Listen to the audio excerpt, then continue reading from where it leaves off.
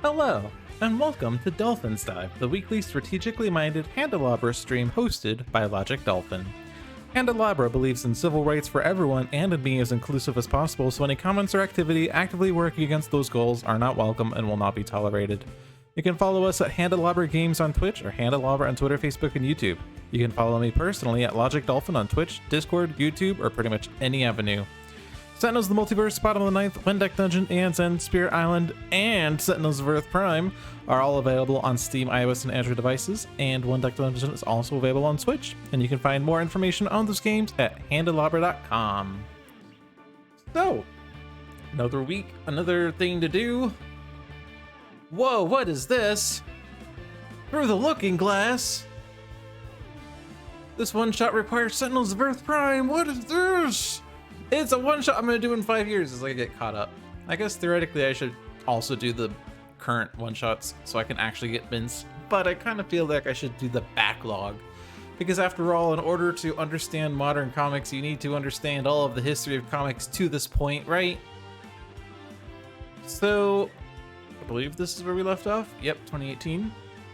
Slide like an Egyptian. Fuck. Okay, let me get. Pow. This straight. Boss is using crack. Quark drive tech to get alternate realities to get more gene-bound baddies. Plus, crunch, we've also time traveled to snap 20 odd years in the past. What does that have to do with all these boom Egyptian pyramids and relics and stuff? Dr. Stinson shrugged and looked around at the piles of incapacitated minions and mummies. Heck if I know. I don't think making sense was a priority in the 90s. This one-shot requires infernal relics and vengeance. Alright, so it's Grand Warlord Voss versus Setback, Super Scientific Tachyon, Dark Conductor, Argent Adept, and Parse in the Tomb of Anubis. Let's go.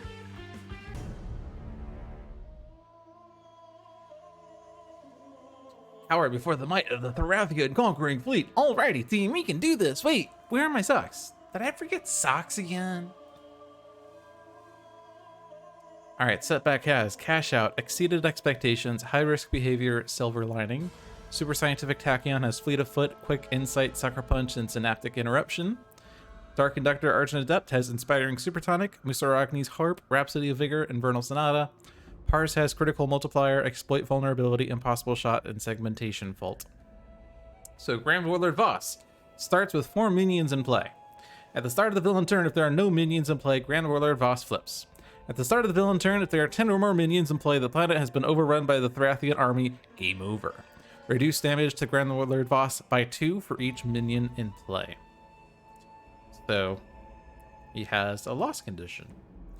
But he flips if there are no minions in play, in which case he enters the game as the Super Thorathian Warrior. At the start of the villain turn, if there are 2 or more minions in play, Grand Warlord Voss flips.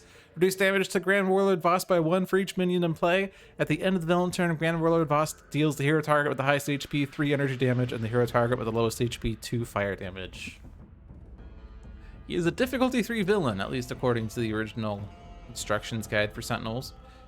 Let's see how this goes. Gene-bound Ion Lancer. Gene-bound Frosthound. Gene-bound Shock Infantry.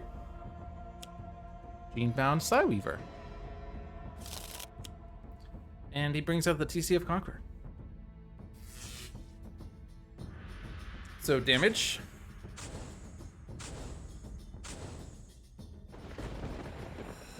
Damage.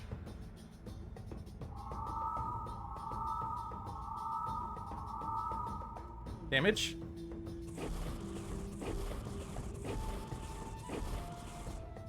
Okay. So, yikes. We have AoE, we have lowest HP, we have AoE, we have highest HP, we have AoE and hero ongoing card destruction. Oh boy. I would kind of like to stop them from dealing damage. Doesn't quite seem like we have a means of doing that just yet. The nice thing about Voss's deck, despite it being a difficulty 3 deck, is there's not really any card destruction in the deck.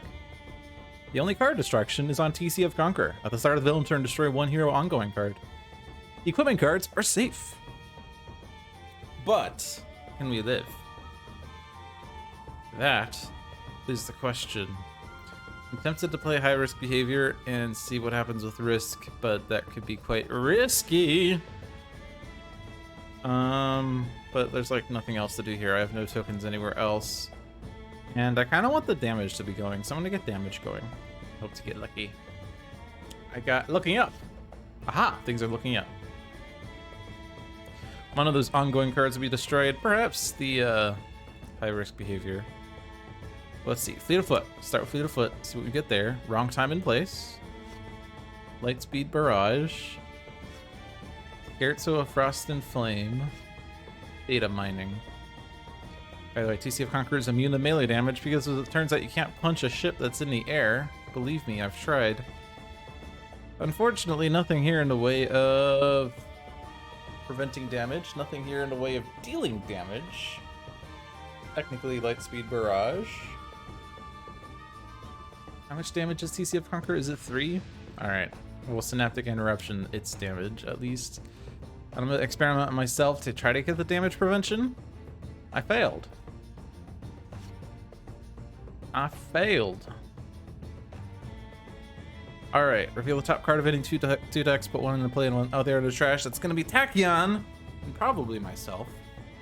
Kinda have to get the ball rolling in this game, because we have like no damage, and okay, so Mr. Arachne's Harp, and then these. Lightspeed Barrage, Syncopated Inslot. Well, I don't really want to discard that.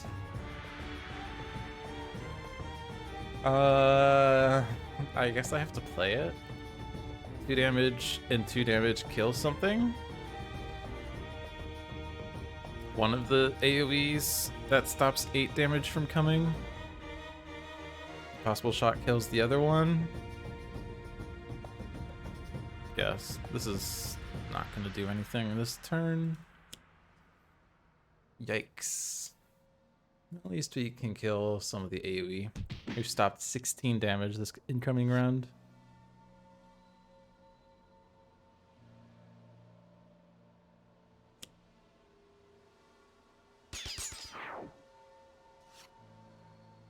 Extrasensory awareness. I could get rid of the eventual things. The cards that bring minions back. Idle Vamput. We could have HP recovery as a power. But now we have to destroy a card. I mean, I do have the combo of high risk behavior and looking up, which means that adding 3 tokens increases this damage by 1. But is it better than a Synaptic Interruption preventing 3 damage to Tachyon? Hi, Hankroid, how are you doing? I'm gonna get rid of it. There's another one in the deck somewhere, I'm sure. Fiendbound Firesworn. You're so disappointed, no Earth Prime content. I need to jump on the Earth Prime train. I have a backlog of one-shots to do. That's my excuse. I want to just kind of redirect it here. You're on early weed and... No, your 420's over. No. I don't do anything on 420. Or any day of the year, really. We're past the damage from the Lancer and the Shock Infantry. You're immune to the damage. I kind of just want to redirect it back, but we can't really kill you straight away, so maybe it's a waste. On the other hand, I kind of want to do it, so I will. As usual, you're late. Hi, late! We're doing fine. Everything's fine. Silver lining is I have silver lining. I'm gonna hit the one that hits the lowest. I can't hit the Conqueror with this because it's melee.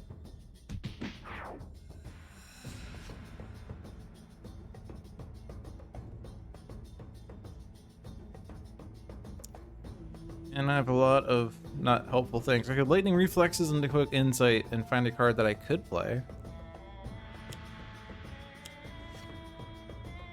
HUD Goggles. Sucker Punch number 2.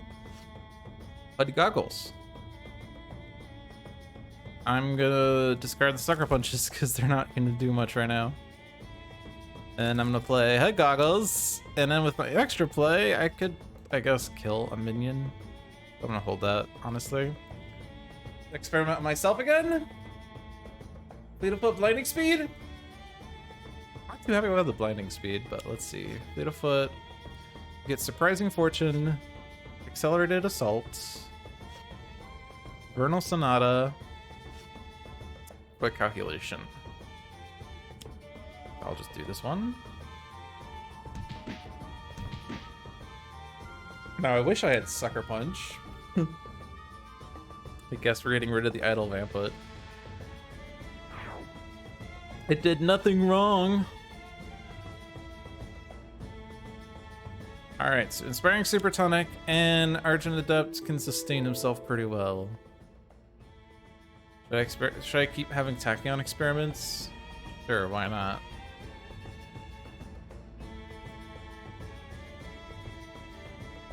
Sonic Vortex, Supersonic Response. Supersonic Response, I guess I have been hit by the Conqueror, but on the other hand, I can't do the melee part. I've been dealt damage. I've not been dealt damage by targets, right? No, because my turn was last turn. I've not been dealt damage by anything since. Well, that's just awkward. I could... Oh no, I can't do the sonic damage. So this is 2 melee damage, and so I guess it's gonna hit a thing, and this does more damage. And then the Sonic Vortex. And this is hitting like 8 things, so I might as well spread the wealth. We've damaged the Grand Warlord boss!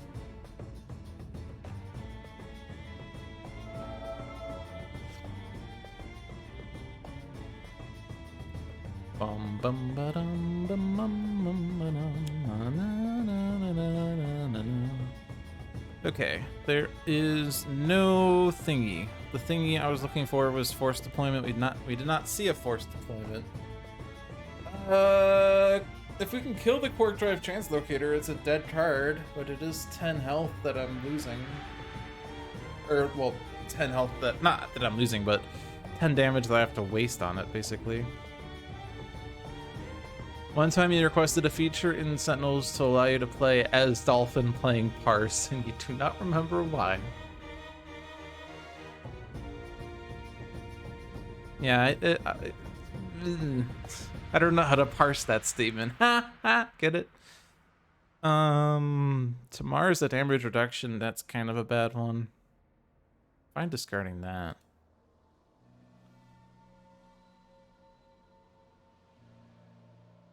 Put the other 2 on top of the deck in any order, and then you may shuffle the villain deck. We're not gonna shuffle it.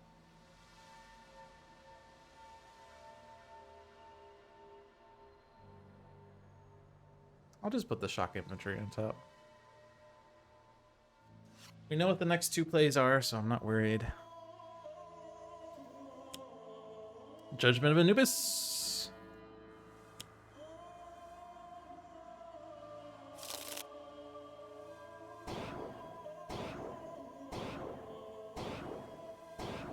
Because we needed more AoE.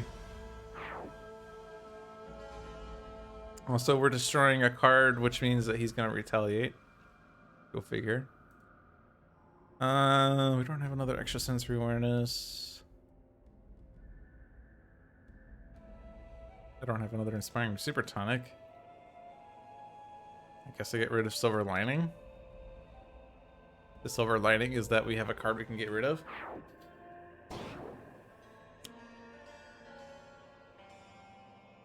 By the way, I apologize if I keep like sniffling because my allergies have been pretty bad in the past week.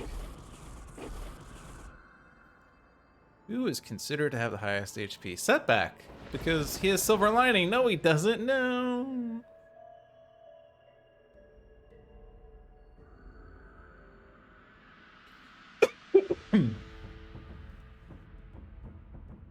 Yeah, the problem with Setback is he can't actually hit the DCF Conqueror with anything. All his damage is melee, isn't it? Oh, I guess he deals himself psychic damage. Oh, he's wrong. Logic's wrong. He doesn't just deal melee damage. Could just cash out.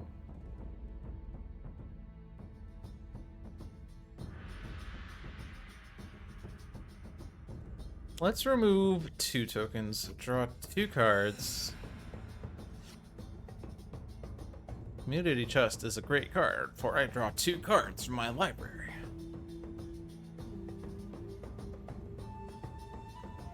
Each player may discard 1 card. Normally attacking would be the one to hit with this. I guess HUD Goggles is fine because it's never gonna get destroyed in this game. Actually, is there... I don't think Tuba Nubis destroys stuff. Oh, I guess it does. I guess it does. Okay.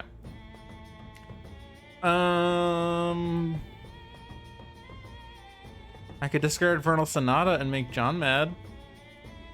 Karmic Retribution I never use. And Parse.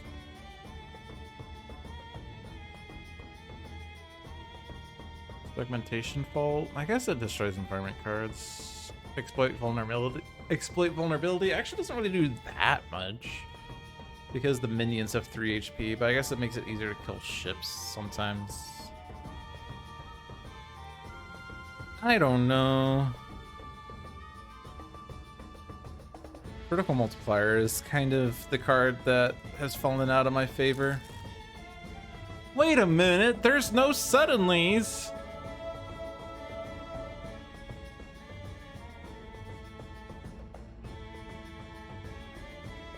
And then Anubis reacts. I guess we should probably destroy Anubis, huh? I guess that would make sense.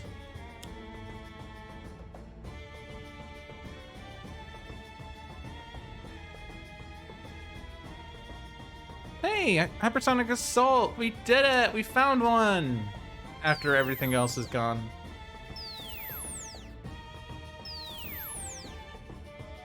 And then I can play my Late Speed Barrage, except I'm not.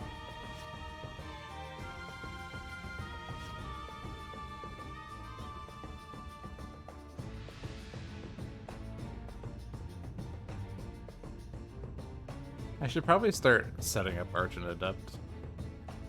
But I should also Vernal Sonata to get a Light Speed Barrage back. And other things. Like high risk behavior.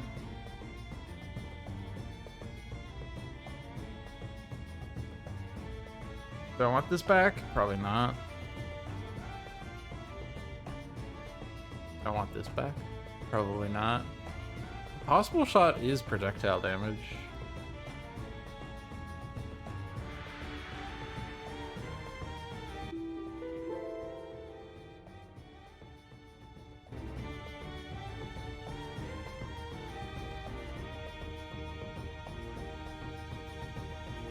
We can actually kill the Conqueror. So I'm gonna do that. Somehow I clicked out. I don't know how. I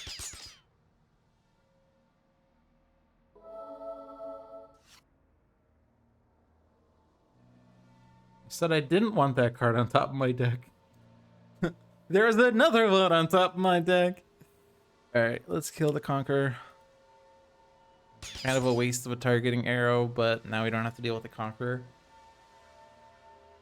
After all, John stacked this deck terribly because he put a Conqueror on top. Why would you put a Conqueror on top of the deck? Is it because John hates us? Oh boy, Ursh. Ursh is really going to rush. Put all revealed trial cards into play. So Shemais, who is going to hit setback. Just his luck. Yes, John hates us. But we have the Rod of Anubis.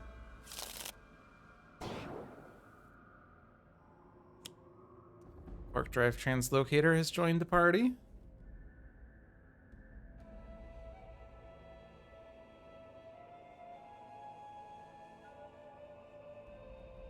Whoops, sorry.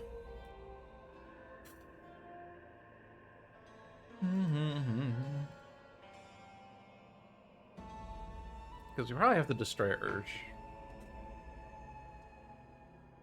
Um...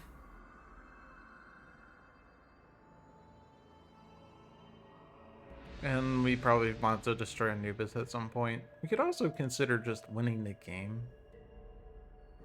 I suppose that's another option.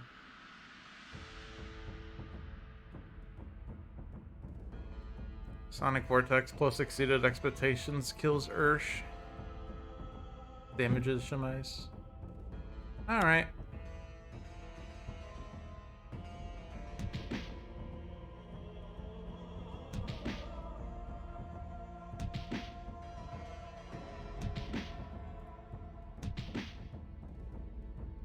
Things are looking up.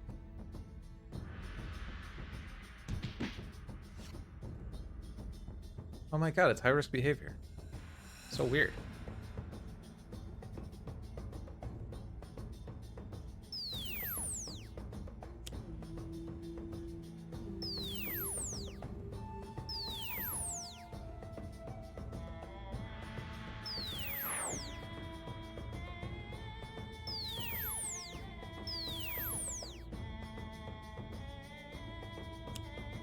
You don't always need a research grant, but then you have it.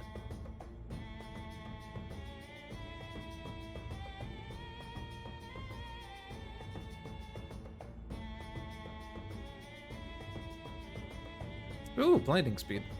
Perfect. Hypersonic Assault is expired. So I probably should... I guess I could destroy environment cards and Anubis doesn't go off. But I should do this first, huh? But make sure I hit Anubis before I hit the Quark Drive Translocator. Because order matters.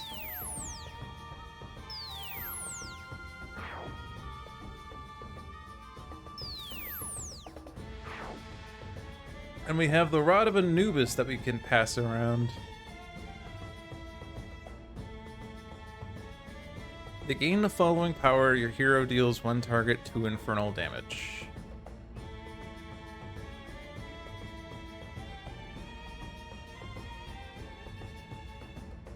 Who would benefit the most from this? The answer might surprise you. How about the person that doesn't have any melee damage, or has only melee damage except for the self-psychic damage? Alright, board is cleared. We did it, team. Oh my god, it's Lightspeed Barrage, no way.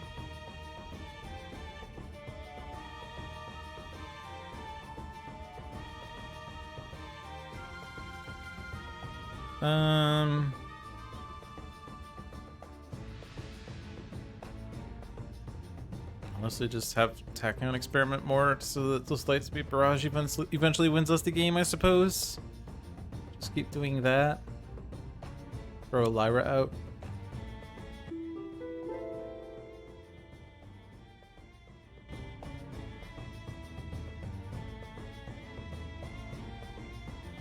Hypersonic Assault and Quick Insight. We found all the Hypersonic Assaults! Wait, no! That's all the Hypersonic Assaults! No!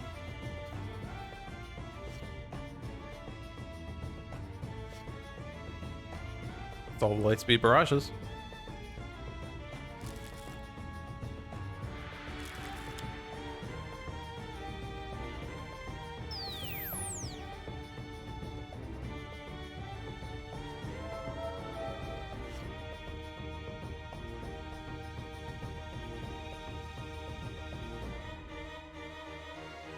Alright, we don't know what's on the top of the deck, so we do want to do extra sensory awareness this turn. Do exploit vulnerability, maybe? Impossible shot? Draw cards? Buffer overflow, but, like, we don't care. We know exactly what the deck's doing, and we're gonna prevent the bad cards from coming out. I'm just gonna impossible shot. Damage is what you need to do in order to win the game. Don't at me. In order to beat boss, you need to deal a minimum of 90 damage unless you do an early death kill or something. Alright, Sideweaver's the worst of the damage ones. And then I guess Bionaut on top to get rid of it faster. The only thing that's going to be dealing damage other than the environment, maybe. Whenever a villain target is destroyed, play the top card of the villain deck. That's just terrible. Why does that card exist? Ow. So we could destroy Akana at the expense of another card belonging to another hero. I guess we could get rid of Push into Limits. We're not playing all these cards. It does draw more. Which is unfortunate, but I really don't want Akana to go off every single time we kill a villain card.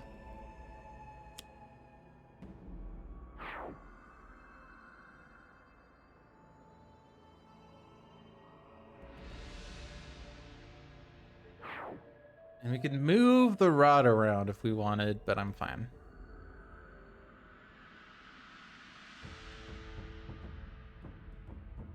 We're at 9 tokens.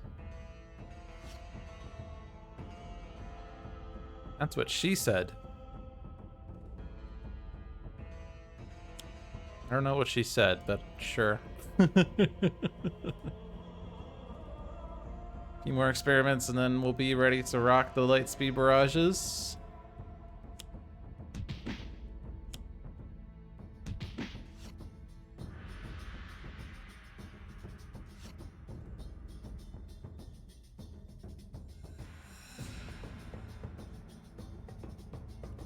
I now want a rhythm so that I have something to activate with my Lyra.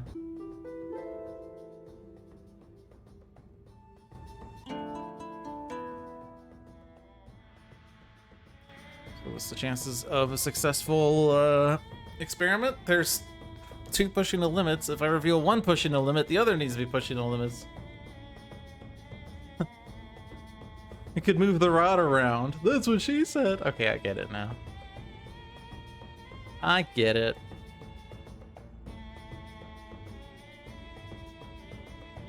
We found one of the pushing the limits, but it is another burst, so.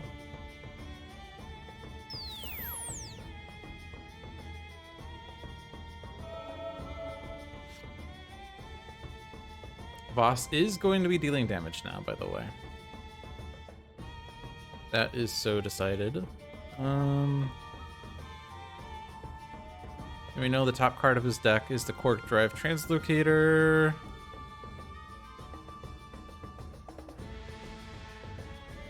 Just exploit vulnerability for it.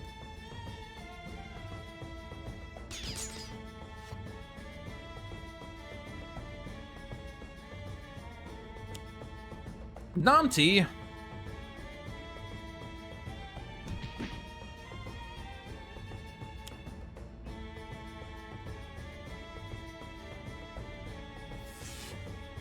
Ow!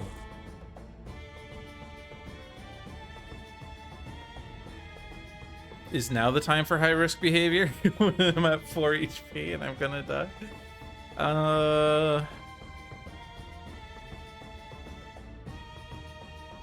Or is it the time for wrong time and place because I have a million tokens? Let's go that route. That seems fun. We can't play more than 2 of these, but we do have like 51 damage there. We could somehow play a second one. Unfortunately, we don't have any cards there that say play 2 cards now. Probably have to Vernal Sonata to bring back a Silver Lining movie. I don't know. I don't know. Do I look like I know? We're gonna kill this. You like how Setback looks so... You like how Setback looks so cheerful despite being so beat up. Setback's definitely the type to be like, it's only a flesh wound, guys. I don't know why you're so worried about the blood that's coming out of my biceps. It's just a flesh wound.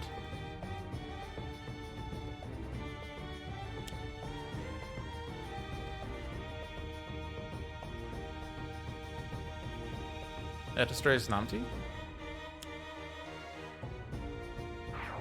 I could... Oh no, it's not a trial. Okay.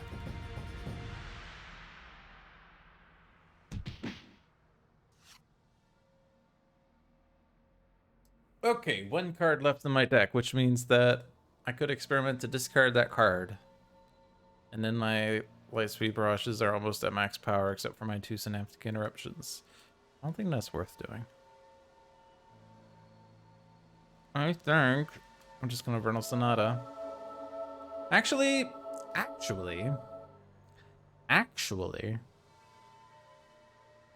this allows me to do experiment on Tachyon in the end.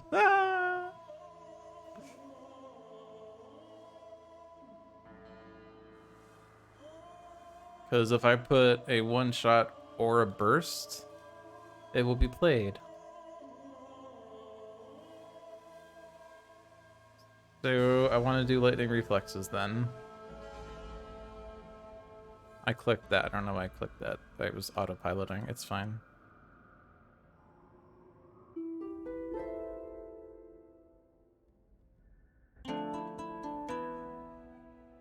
Tachyon, reveal the bottom 2 cards of your deck. If they share a keyword, put them into play.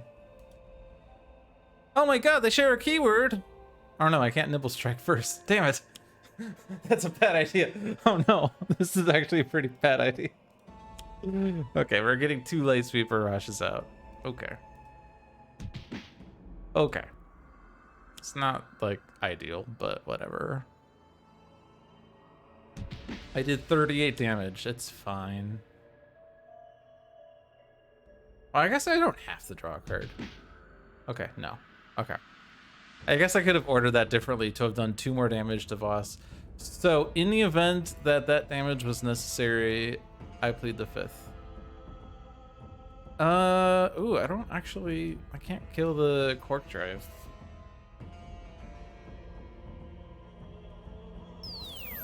Unless I just have faith that the top card isn't gonna screw me. But that's not how I roll. Which means I'm gonna do this. And then I'm gonna do this. I'm gonna get rid of this. I'll put Victor on top. If that way we get not a minion.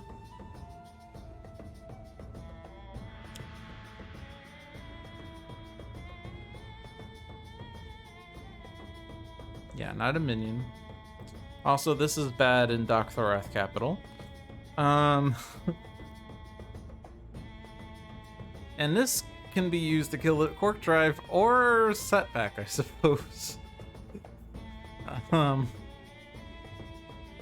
gonna be confident that it will not kill Setback. I am confident that it's not gonna kill Setback.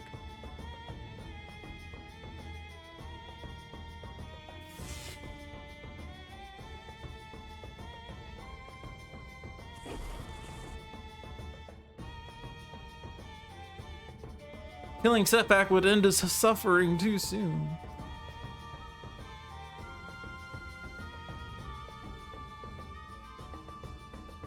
Now's the time for high risk behavior. Let's go all out.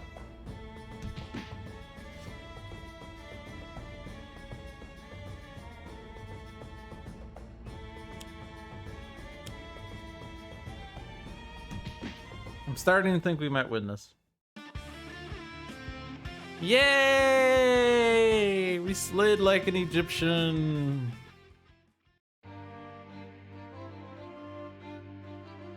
Okay. Cuts like a blade. Baron Blade is up to his old tricks again, but the Freedom 5 are nowhere to be found. It's up to an extreme team of radical heroes to save the day. This is Baron Blade versus Visionary Unleashed, Setting Sun Raw, Extreme Primordans Haka, Extreme Primordans Fanatic, Extreme Primordans Tempest, and Insula Primalis, the back issue that ended on June 5th, 2018. Let's see if we can solve it 5 years after the fact. This is a base game. Base game one-shot. Tremble, fools! The moon grows closer with your every breath! They say knowledge is power, so prepare to feel the power of my knowledge. Yeah, I also believe that we can only do this fight with the power of friendship. Visionary Unleashed has mass levitation, mind spike, precognition, and a suggestion. Setting Sun Ra has Fire Blast, 2 Flushes of the Sun God, and a Staff of Ra. Extreme Primordial has 2 Ground Pounds, a Savage Mana, and a Vitality Surge.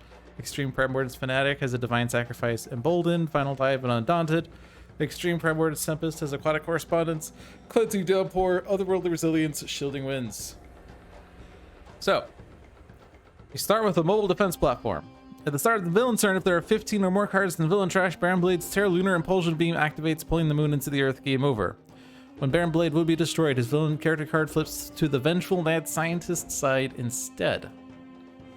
When flipped to this side, Baron Blade's maximum HP is 30. Baron Blade is restored to 30 HP. The villain trash is placed on top of the villain deck. All 3 copies of mobile defense platform are moved to the villain trash. The villain deck is shuffled. At the end of the villain turn, Baron Blade deals the hero target with the highest HP 5 energy damage. So we have a time limit. We have to beat the game before the Terra Lunar Impulsion Beam activates.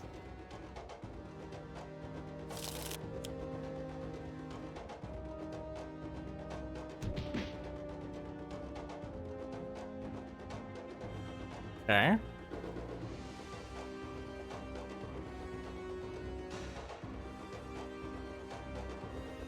So, how much fire do we want to burn tonight?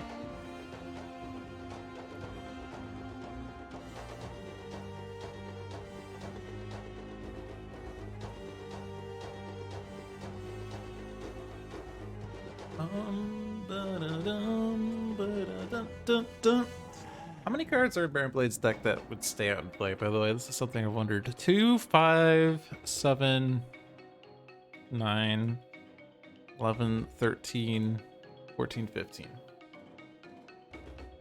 So, 3 of those are mobile defense mobile defense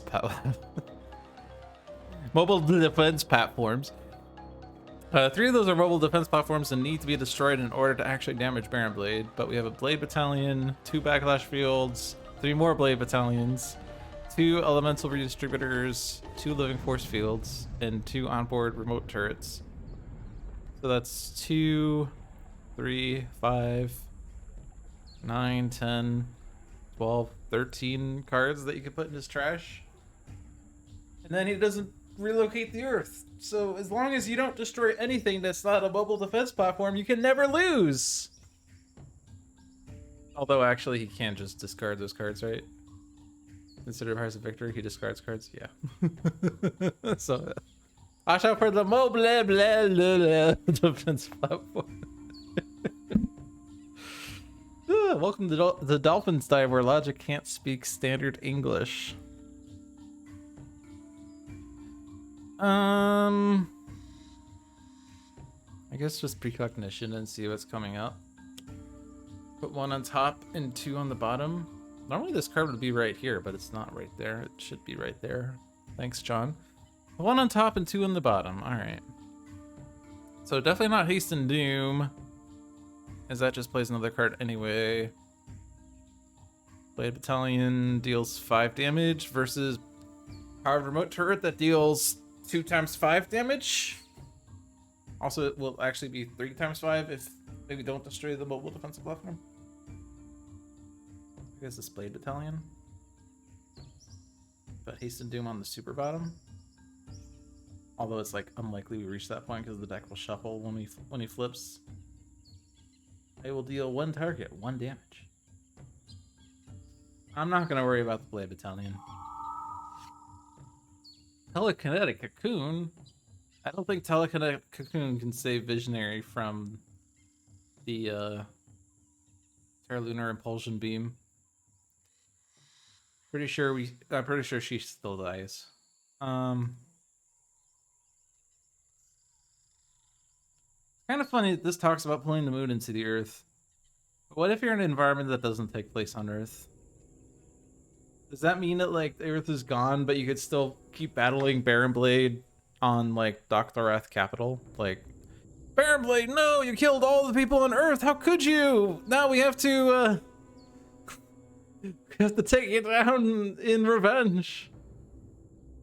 You've asked this question many times. And the answer is, we can't live in that reality.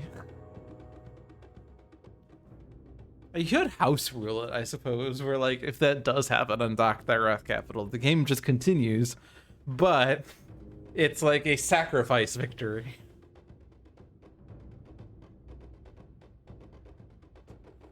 Okay. I'm tempted to Staff of Ra, but I haven't taken any damage yet. It doesn't get destroyed by my base power, so I could do it. I could do Flesh of Sun God so I don't deal myself damage this round. But then I lose Flesh of the Sun God. I mean, if there are no cards in my trash, this only removes 2 cards from the game. But if I put a card in my trash, it will remove 3 cards from the game. The alternative ruling is he pulls the moon into Dokthorath / Enclave of the Endlings / Mars / the Block / the Realm of Discord. So what you're saying is that when it crashes into the Earth, it then ricochets. Just happens to hit Dokthorath capital on the way across the universe. Oh, that is just such a funny image. I also can kind of see where like Baron Blade is on Dokthorath capital and he like has his binoculars looking at the mayhem and he's like, yes, I have destroyed the Earth, and what's that? It's coming this way. No! Of course, that doesn't make sense because like light years and stuff, but you know. The premise of the little known but beloved science fiction series Space 1999. Do you know when that was released? Actually, I guess the 1999 could have easily referenced the distant future of 1999 as written in 1959. Just like how Back to the Future was writing about the distant future of 2015.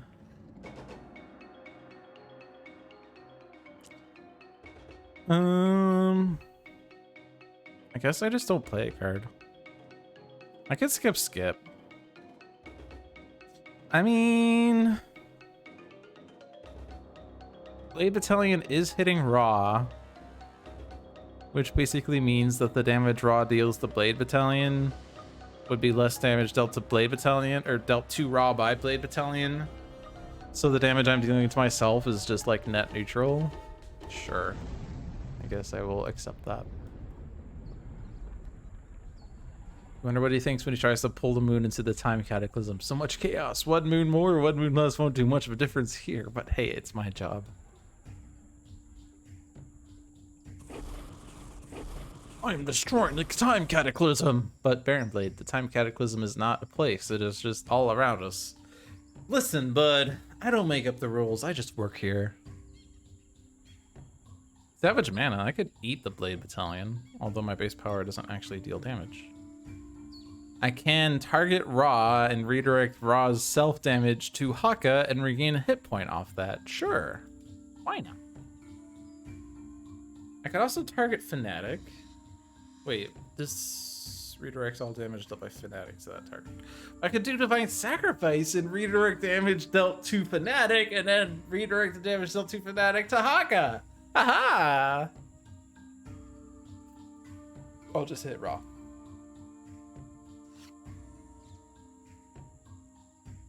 But now the plot twist is if we had guys in the game, we could have guys High 5 Visionary to be immune to damage, but also first copy Haka's base power to redirect all damage dealt to that target to guys, but he's immune to damage. Plot twist!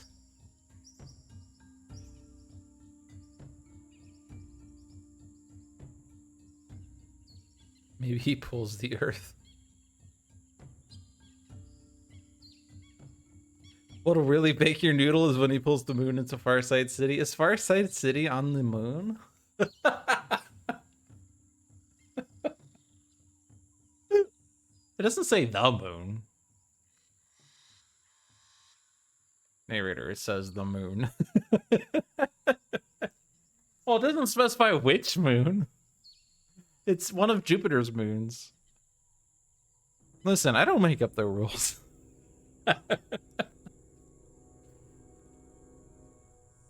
All right.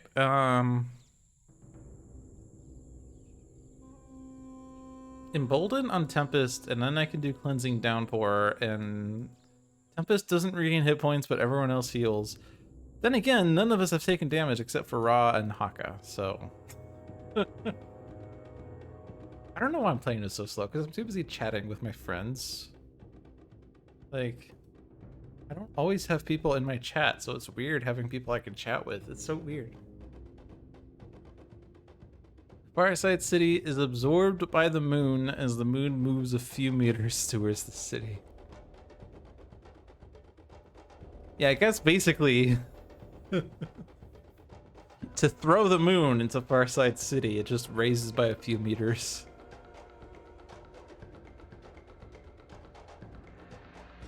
You can chuck the battalion onto the platform, which is basically just setting up. Yeah, but the Blade Battalion goes in the trash, and we can only put 15 cards in the trash, or else we lose the game! No! This is standard Bear and Blade, I'm not worried at all, I'm just...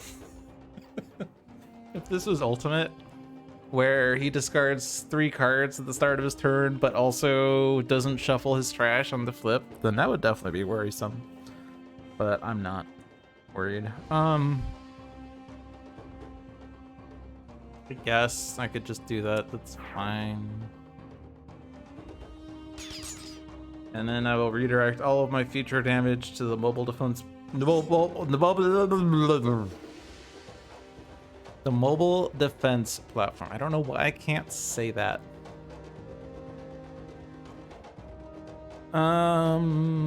What did we put on top? Oh, we put a Blade Battalion on top. Sure, let's reduce that damage by 2.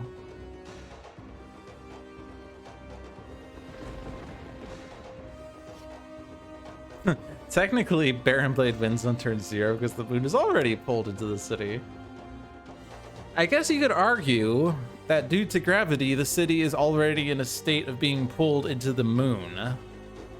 But nothing has been said about pulling the moon into the city. Although, also technically, the theory of gravity is that any 2 objects have a gravitational pull between each other, based on the formula G big M little m divided by R squared, where G is the gravitational constant, big M is one mass, little m is another mass, and R is the distance between the 2 objects. So technically speaking, the moon is already being pulled into Farside City, and so we're already losing. But on the other hand, by that exact same logic, the moon is already being pulled into every single object in existence, albeit probably by a very, very low negligible force. But nonetheless, if the idea is just we lose if the moon is being pulled into whatever object we're looking at, then Baron Blade was won. He won before anything could have been decided.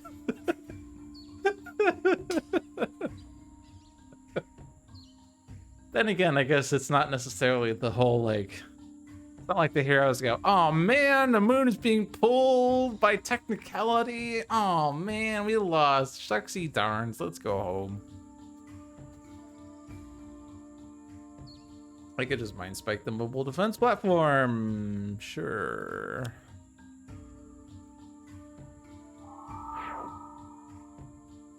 We have made progress in this match.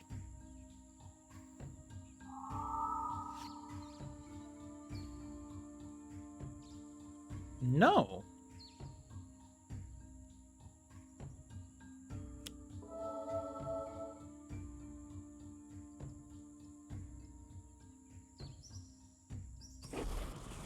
And now I will hit myself for 4 damage. I mean, Haka for 4 damage. Oops.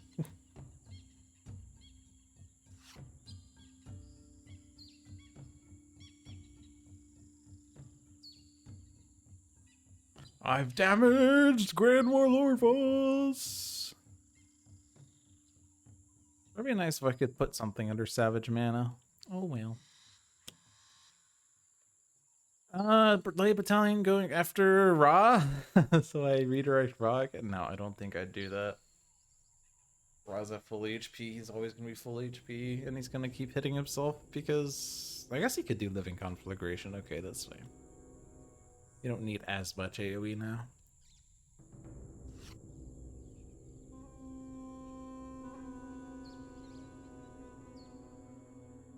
We could Holy Nova to kill the Blade Battalion, but I don't want to.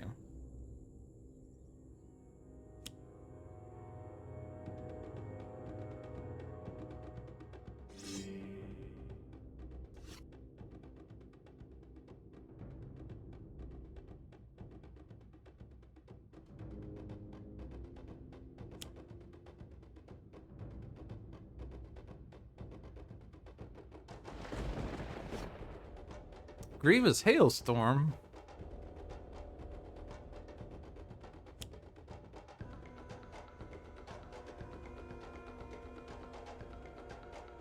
Thank you, Shielding Winds. Devious Disruption.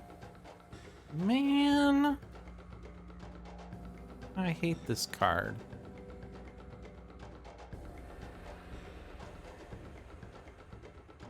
Well, let's see. So, 3 plus the number of ongoing cards in play. Like, Shielding Winds don't ever get rid of because it reduces this damage by 2. Otherworldly Resilience, like, I guess you could destroy it, and while it's the same damage to Tempest, it's 1 less damage to everyone else. I guess. But what if I just make this match interesting and hit skip?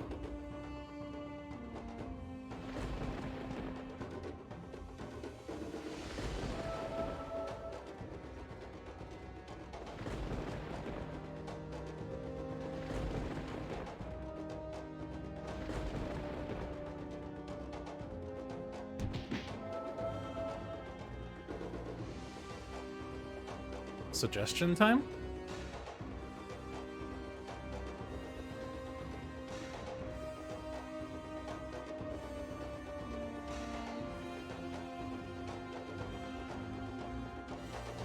Does this combo with Shielding Winds because we could choose the order of reductions and then therefore the Enraged T-Rex doesn't actually damage us? But then I don't get to deal damage with my base power, and the way to win the game is to deal damage. Okay, fine. I will not deal damage. I'll take the lame route. I could also kill the Enraged T-Rex, but that's also boring. I've been told that I need to stop doing damage and think about how to play this game. I say that a lot, but it's a YouTube comment from like 2015 or something.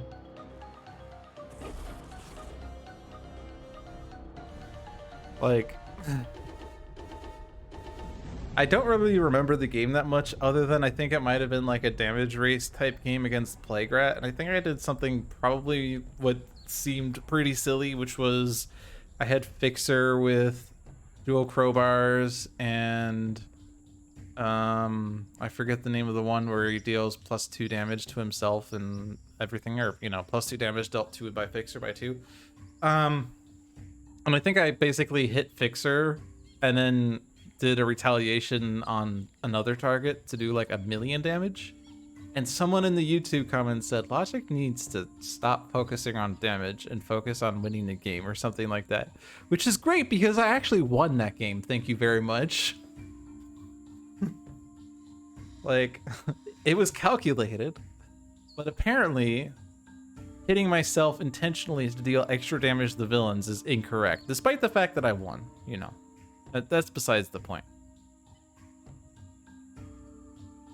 I could actually put Blade Battalion under Savage Mana because I could do the damage increase on Savage Mana. Oh, that's funny. I like this plan. I'm excited to be a part of it. Look at this. Look at how exciting this is.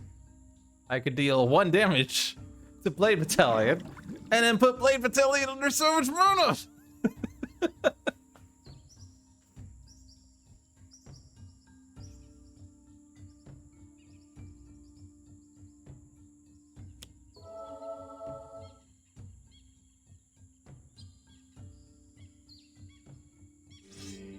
Yeah, ever since I read that comment, I've always been saying things like, I can't deal damage because I need to not I need to win the game by not dealing damage, despite the fact that the only way to win the game is to deal damage. Other than, like, I guess, Wager Master. Although, I wonder if you can beat Kargra without dealing damage. Because if you destroy environment targets with cards that say destroy an environment card, that gets you tokens.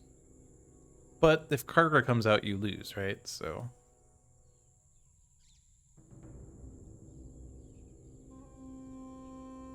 Man, after all the damage that happened, I just kind of want a Cleansing Downpour, but I'm going to resist the urge.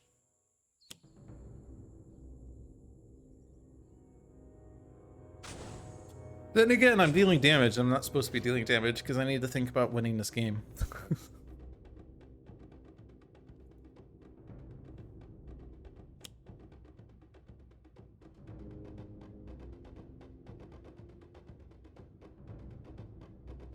We have 2 obsidian fields now? That's just rude. Alright, so... I think both Shielding Winds and Undaunted goes off. Because it's 7, 5, 3, and then 0. Look at that! The T-Rex was dealing 7 and we made it 0. That's amazing. The Mr. Fixer punched all his allies and finally knocked himself out. I pulled the moon on whatever I was, but it was weird. Generally, they punch me. Yeah, isn't that weird?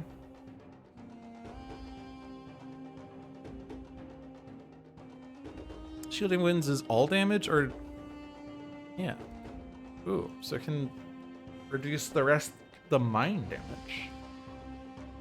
That's cool.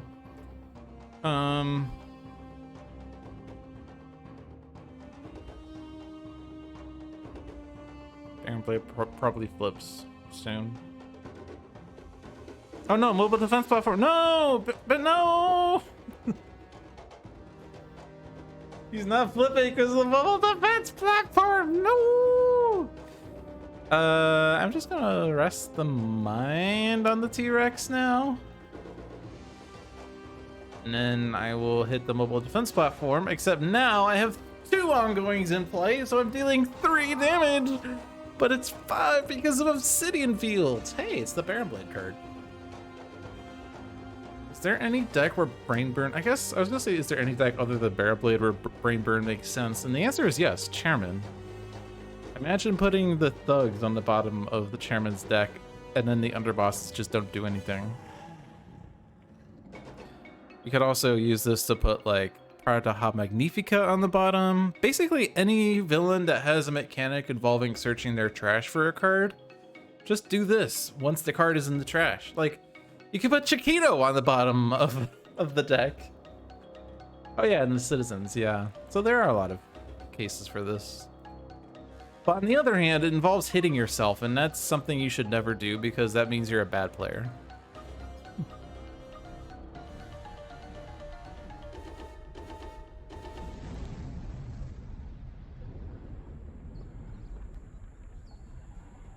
So this is 1, 2, 3, 4 damage. Doesn't quite kill that. Fire Blast is actually overkill.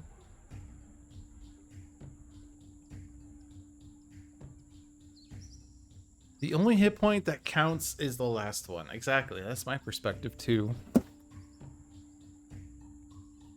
Like, especially in high level, like, high difficulty games.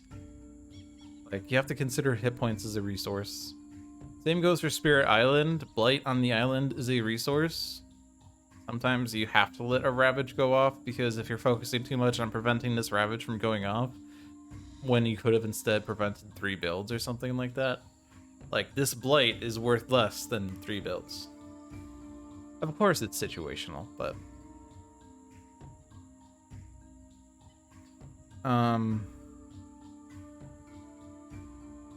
I've been playing a lot of one deck dungeon lately, and I've actually I don't know why I said actually, because that sounds like I've been coming to the realization that on floor 1, time is so much more valuable than hit points. So if you have to choose between time or damage as a consequence, I've been choosing damage more. Especially if you can, like, if you have if you have means of regaining that hit point. Like in base one deck dungeon, your main way of healing is from the healing potion, which you have to spend a potion to regain 2 or 3 hit points. But on the Forest of Shadows expansion, when you have Cure, where anytime you gain a potion token, you actually heal a hit point.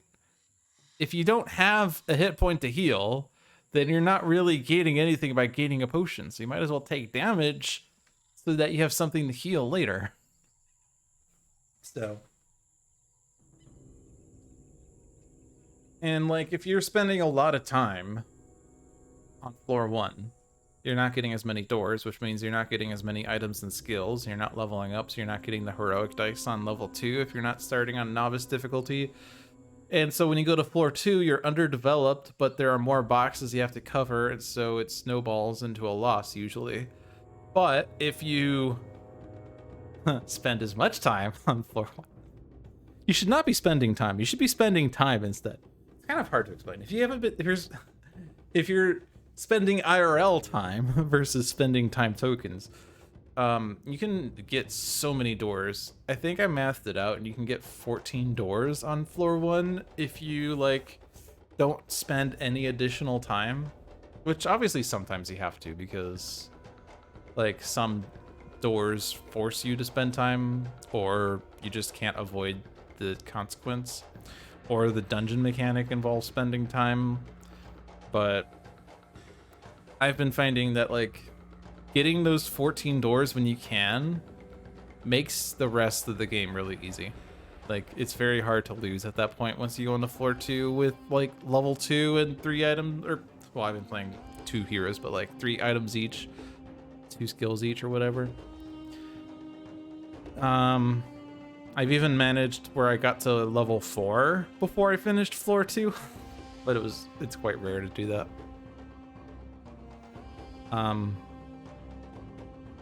Okay, so we're not playing one deck dungeon now. We're playing Sentinels. I guess I'm just gonna Fire Blast to kill the mobile defense platform, because even though it's wasted damage, it's still more damage to Baron Blade this turn than anything else.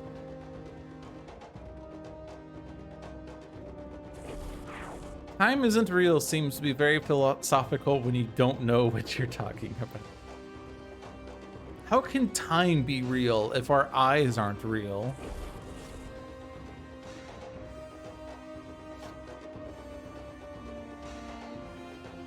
I mean, there are a lot of things to talk about, like time might just be an invention of humans, but like, what does that even mean?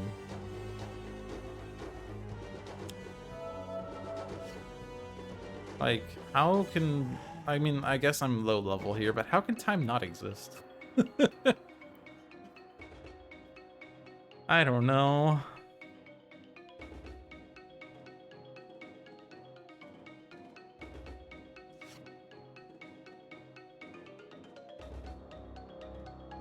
It's a game mechanic. It's just a discard pile. True.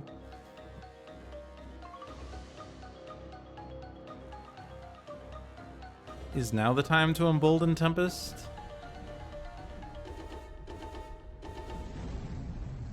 Problem is, it's actually 4 damage.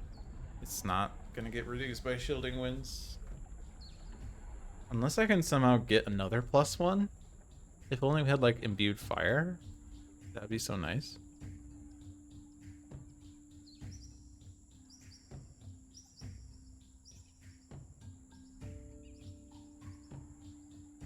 I guess I could redirect damage from Tempest to Haka.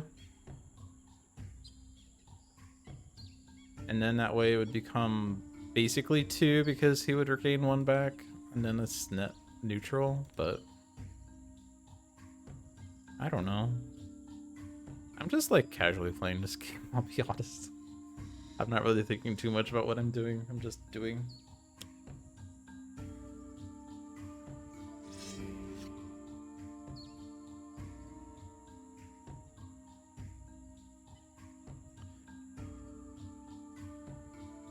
Anyway, my interest in One Deck Dungeon got revived when I got One Deck Galaxy and I was playing it. One Deck Galaxy plays a lot differently than One Deck Dungeon in quite a few ways.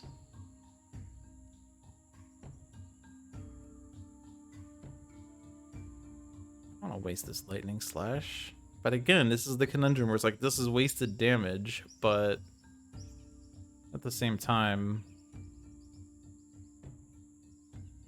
I do more damage to Baron Blade if I use it.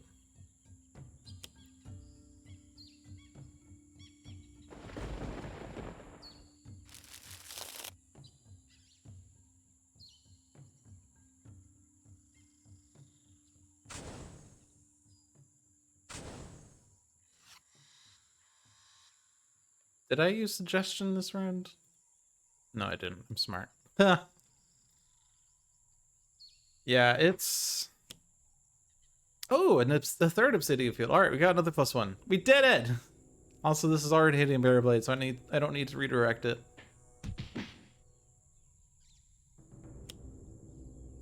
You haven't played it yet? You should.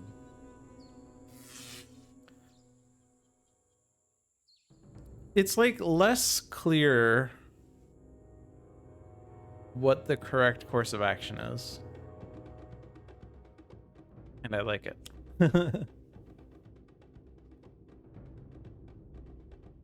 Because like in One Deck Dungeon, obviously you're focusing on the current door. You have to cover all the squares. Lather, rinse, repeat. In One Deck Galaxy, it's like, what squares should I be focusing on? Because you have to deal with them all at once.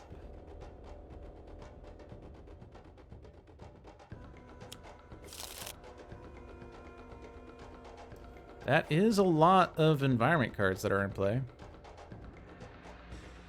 That also kills the T-Rex, though. 4, 5, 6, 7, 8 kills the T-Rex.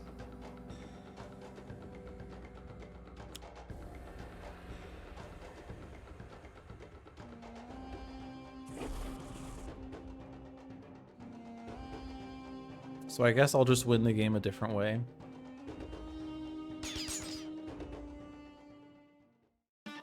Man, that game was easy.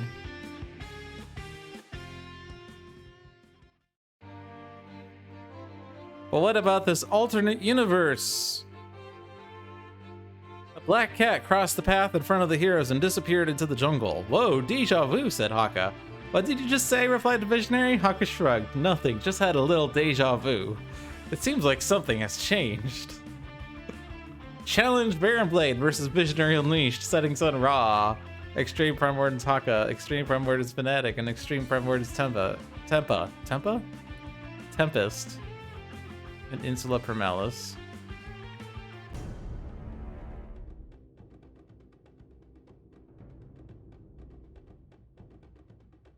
Is it the exact same start? No, we have a demoralization this time. Visionary has Brain Burn, Demoralization, Prophetic Vision, Rest the Mind. Setting Sun Ra has Inferno, Living Conflagration, Scorched Earth, and Wrathful Gaze. Extreme Primordial Taka has Elbow Smash, Haka, Battle, Punish the Weak, and Taiaha. Extreme Primordial Fanatic has Divine Sacrifice, Final Dive, Sacrosanct Martyr, and Undaunted. Extreme Primordial Tempest has Ball Lightning, Chain Lightning, Grievous Hailstorm, Lightning Slash. I didn't read Baron Blade's card.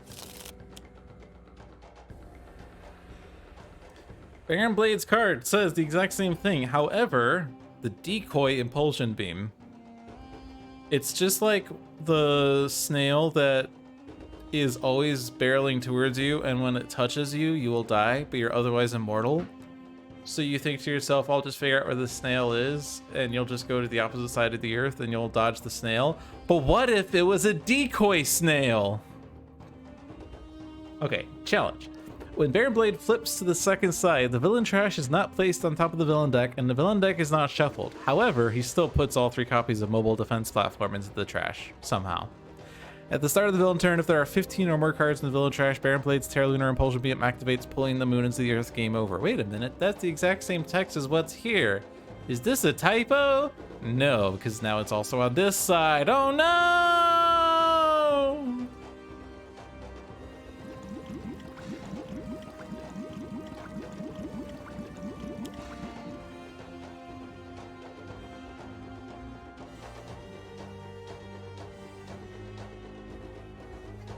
And now we have 2 mobile defense platforms. I'm seeing double. This feels like a pretty easy demoralization. Also, Brain Burn is going to see use in this game, by the way. This is not advanced, at least, so he's not discarding H cards. Or H-2 cards, or whatever it is. But we still probably want to clear out the trash upon the flip, maybe. Because that will have all the mobile defense platforms and all the other crap that we throw out. But demoralization can't be wrong, right? Like, I don't think the other cards are that great. Rest of the Mind is obviously bad. Brain Burn with 1 card is not that good. Prophetic Vision to control the environment would be okay, but still. Do I just not do the AoE hit this time? I mean, I could. Like, if I can't play a card because the card I play will get wrecked. I mean, I could ditch Inferno, I suppose, but I want to hold it for when there's extra damage. If I play Living Conflagration and then I use my base power, I destroy it. If I play Wrathful Gaze, I destroy it. But no one cares about Wrathful Gaze anyway. But what if I were to just not do my base power and instead just do Living Conflagration? Because this is 3 damage, which is 1 less than 4 damage, which is what it's going to do. It doesn't hit me. It doesn't remove cards from my game. And it gets me closer to getting Imbued Fire, Staff of Ra, Flesh of the Sun God.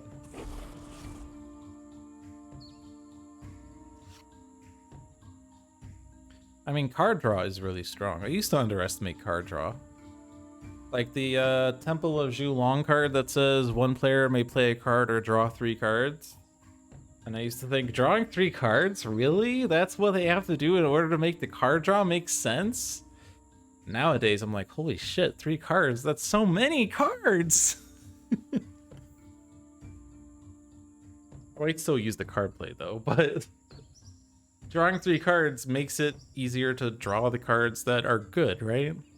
Like, how many times have you had a hero where you're like, man, I really wish I had a card I could play?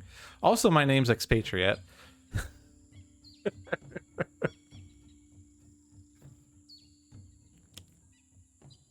We love you, Expatriate. And I have no experience with Rook City Renegade's version of Expatriate, so I can't speak as to how she plays. I can use Sacrosanct Martyr next turn. I could Final Dive Mobile Defense Platform 1 into Mobile Defense Platform 2. Nah, let's do this. Redirect all damage to this Mobile Defense Platform.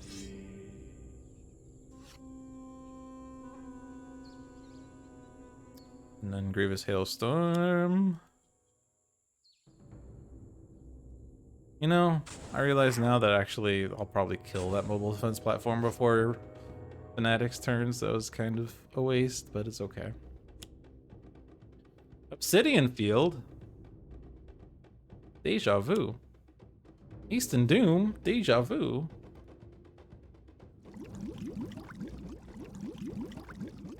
Tachyon is so weird because I feel like every variant of hers is so much better than her base version. Like, Super Scientific Tachyon is just great.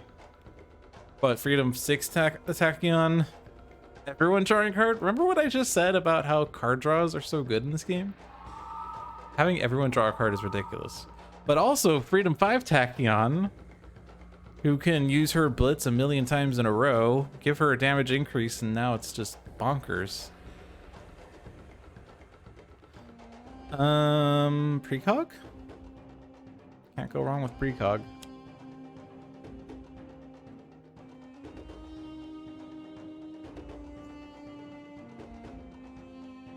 Team leader Tachyon is Freedom 6, yeah.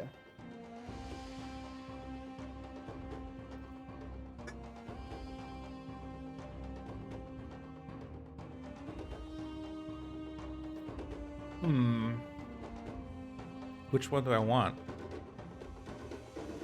Backlash Field is going to hurt us. Living Force Field slows us down. Blade Battalion hurts us, but then can just be removed. I think it's just Blade Battalion. We have lots of hit points. Hit points are a resource. Alright, good night, Hank Ray. Thanks for stopping by. I'll see you around.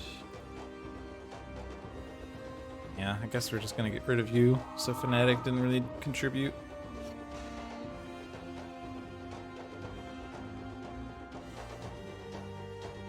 I can get my staff.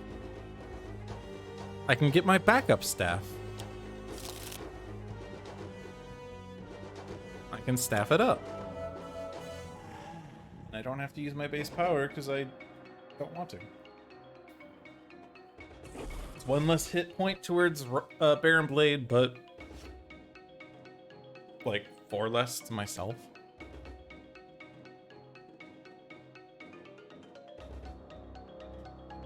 I do not have Savage Mana this time. That's just awkward.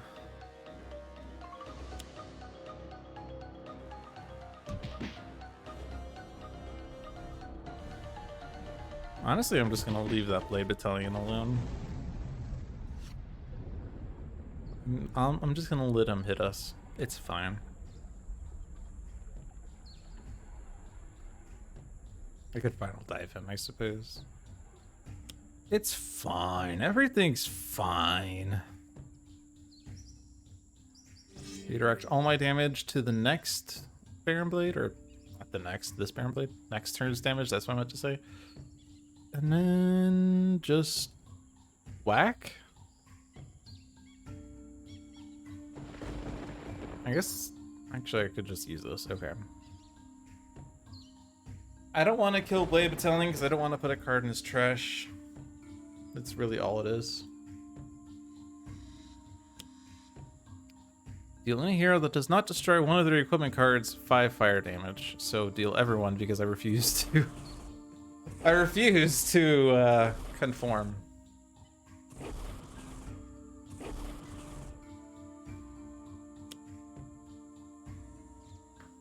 I basically always just skip that because it's like, if I'm gonna hit the heroes that aren't destroying an equipment card anyway because they don't have an equipment card, then might as well just let everyone take it. Of course, that's not the strategic thing to do, but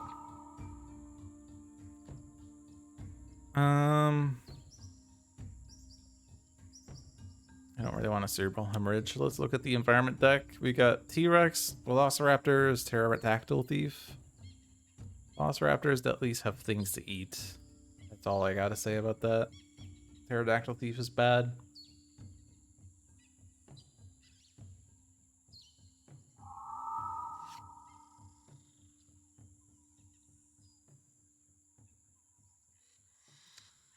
And then put out the Tornado. Next turn I can Flame Spike for 1,000,000 damage. Probably wins the game.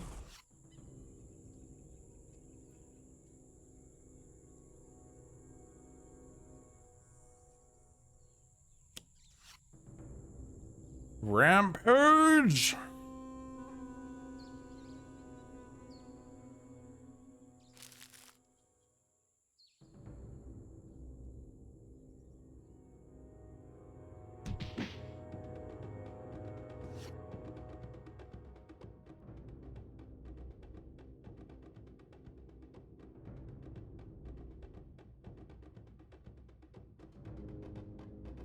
Final Dive does not actually do what I want it to do. I could Final Dive 3 HP into Baron Blade, deal 4 damage, but then my Sacrosanct doesn't do what I want it to do, so I'm just not gonna do that.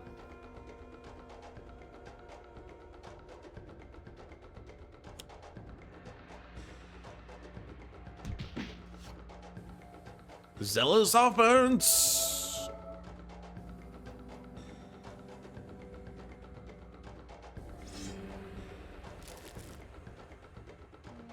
Aha!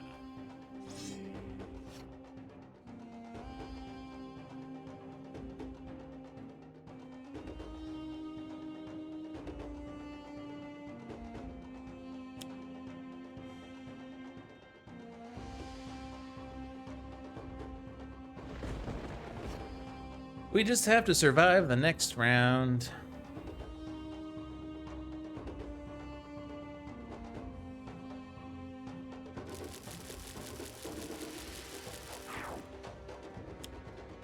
Oh no, it's a Velociraptor pack. Thank God we left a Blade Battalion alone. Oh no, it's Slash and Burn.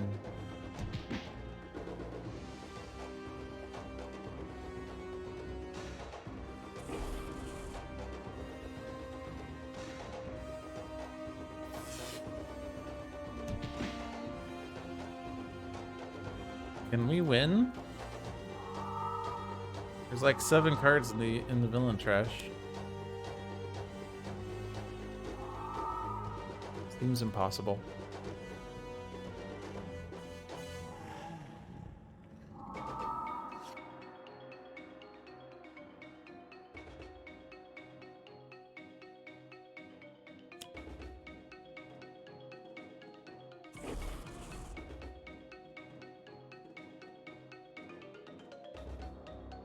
Probably should have done Staff of Ra or Blazing Tornado into Staff of Ra, but it doesn't matter.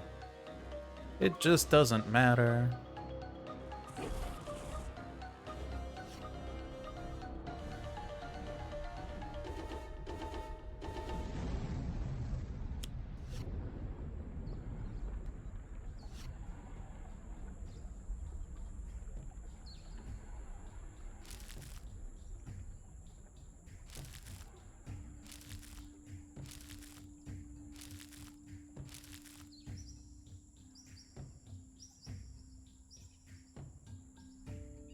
We did it! We somehow beat Challenge Baron Blade. I don't know how. It's literally impossible. Alright, we're on a roll. Now for... oh no. Keep off the swings. Dr. Medico frowned. I don't like using her as bait to find missing children. We should check the carnival. Mainstay nodded as Pauline Parsons pushed the idealist on the swing set. Unity shrugged.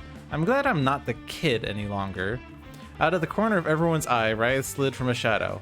Anyone notice there are a lot of birds around here? It's bad for mice. This one shot requires Mini Pack 1, Rook City, Vengeance, and Villains of the Multiverse, designed by Brad Bell. This is Challenge Matriarch versus Unity, Southwest Sentinels, and Young Legacy in Madame Mittermeier's Fantastical Festival of Conundrums and Curiosities. No one has ever beaten Challenge Baron Blade. Yep, it's literally impossible. Back issue that ended June 19th, 2018. Eventually, we're going to be caught up.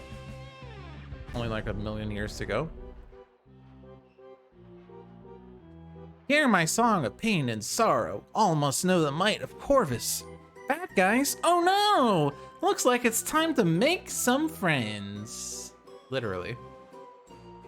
Unity has Brainstorm, Hasty Augmentation, Inspired Repair, and Modular Workbench. Southwest Sentinels have Good Hero, Bad Hero, Horrifying Dichotomy, and 2 Second Chances.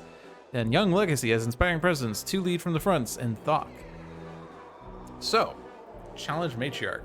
Starts with Mask of the Matriarch. Whenever a foul card is played from the villain deck, the top card of the villain deck is played. Whenever a foul card is destroyed, the hero with the highest HP must either destroy one of their equipment or ongoing cards, or the Matriarch deals them 1 psychic damage. When the villain trash is shuffled into the villain deck, the Matriarch flips. Challenge, Carrion Wasteland. Domain cards are indestructible. The flip side, and she flips when the villain trash is shuffled. On the flip side, she's worse. Whenever a foul card enters play, the Matriarch regains 1 HP. Whenever a foul card is played from the villain deck, the top card of the villain deck is played. Whenever a foul card is destroyed, the Matriarch deals the hero target with the lowest HP 1 psychic damage. When the villain trash is shuffled into the villain deck, the Matriarch flips, and domains are still indestructible. So there you go. So she's gonna chain 1,000,000 fouls together. When you destroy them, she retaliates. Also, the domains will retaliate, and they kind of go hand in hand because the domain cards say deal each hero target except the hero target with the highest 1 toxic damage. So they'll all be dealing everyone 1 damage. But yeah, do we have any like means of not getting pinged? No. Alright, fine. Let's see what we got. Next, the Matriarch, followed by Foul. Foul. Foul. Foul. Foul? Foul? Foul? Foul? I'll be right back.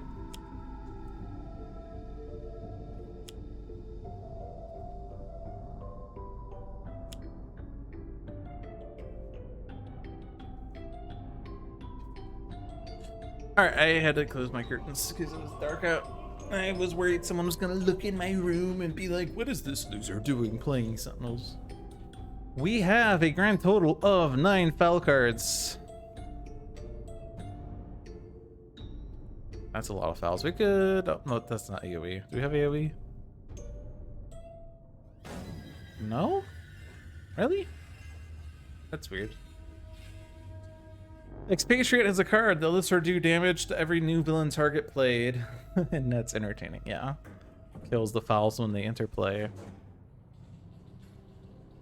I thought there was an infinite where, like, with Darken the Sky, you could kill a foul and it will enter the trash, and Darken the Sky will be like, hey, there's a foul in the trash. I'm gonna put it into play. So then you kill it and it goes in the trash. And then Darken the Sky says, hey, there's a foul in the trash. Let's play it. Except this doesn't actually work that way, because you can only do it like once. Like, Darken the Sky will only look at a foul card once. If it enters the trash once, and then you put it into play and you destroy it, then like Darken the Sky's like, well, I already did the thing. I can't repeat the thing.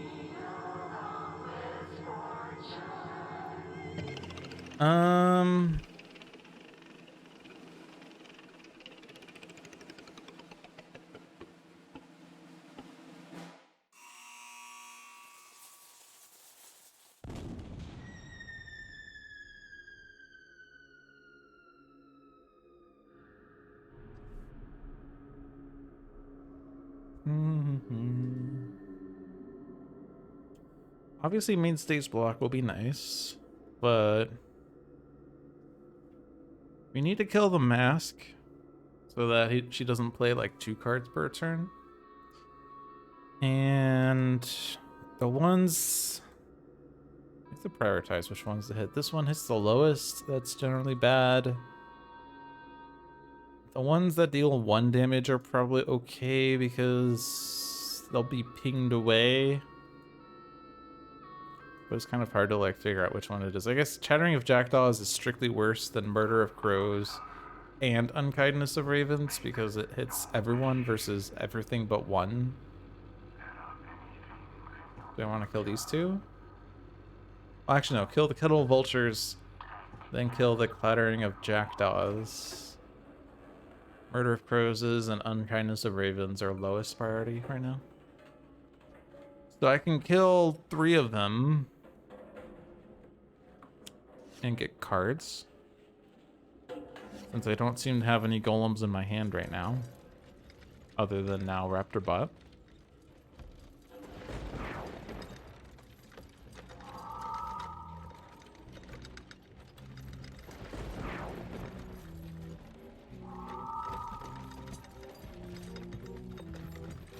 And what one was it? Ones I deal to each, so this one.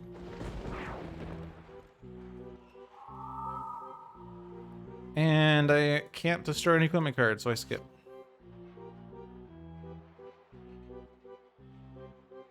You wish you could go back to not knowing how any of the decks work and play it all for the first time again. The same is true for many things. Like, imagine being able to forget your favorite TV show and watch it again for the first time. Like, imagine forgetting Lost and then watching Lost not knowing anything. I guess for some people that's already true. Some people just block Lost out. Some people will say that they should forget Lost because Lost is a bad show, but they're wrong. Lost is a great show. I haven't watched Fringe.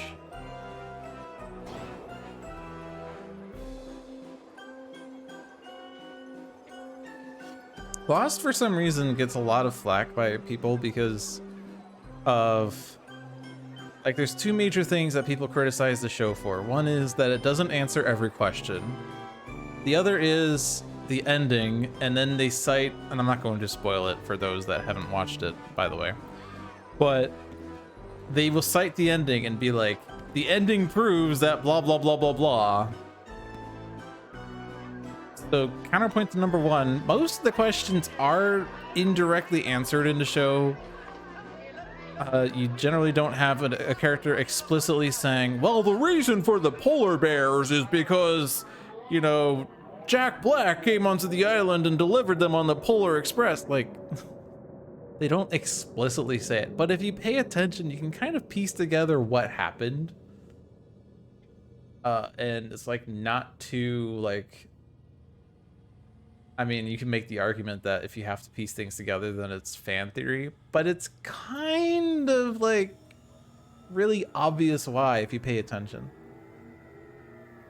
The counterpoint to number two is that you misinterpreted the ending and you need to watch the show again, because if you think the ending is blah, blah, blah, blah, blah, you clearly didn't pay attention even to season 6 and what the whole thing in season 6 was about. Anyway, I love Lost. My only gripe with Lost is like the first half of season 3. That was the only part of the show where I was like, I can't handle this.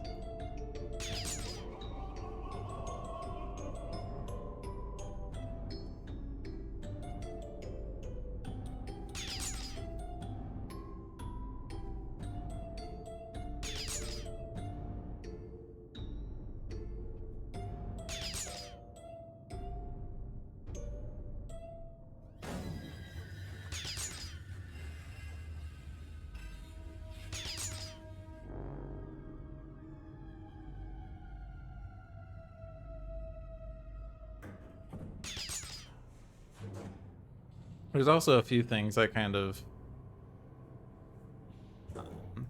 wish they didn't do in the show. I think it more had to do with like availability of actors and whatnot. Mainly, like characters that were written out too early. No spoilers about those, obviously, because, well, that would spoil the show for people that haven't watched it. Your sister got so mad at you for disagreeing with her wrong views about the ending. There's an expression. Bleep your feelings. I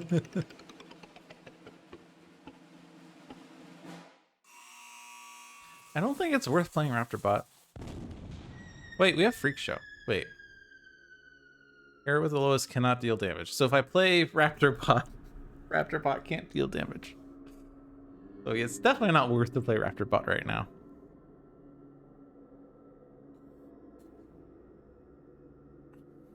Probably like playing Supply Crate and then destroying it at the start of my turn. Because I really want Stealthbot. Once Stealthbot is out, I don't really care about the fouls as much. Actually, not just Stealthbot, but like, if we get like Mainstays redirecting card, then we don't care about the fouls. Or if we get Legacy, she already has lead from the front, but if we also had Fortitude, we don't care about the fouls as much.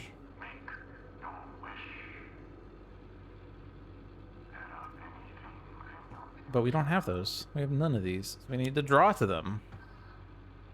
Platform bot is actually fine because fouls wouldn't kill it, but it's also not going to deal damage presently. I think I just skip.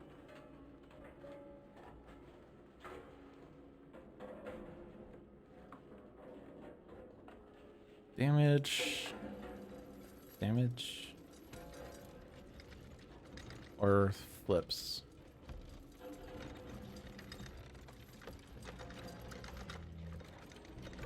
There's no hit point recovery. Wait, wasn't there some on this?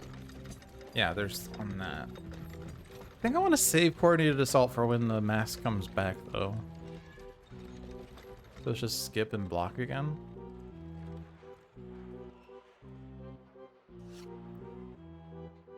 Positive Energy. Idealist is currently lowest, though.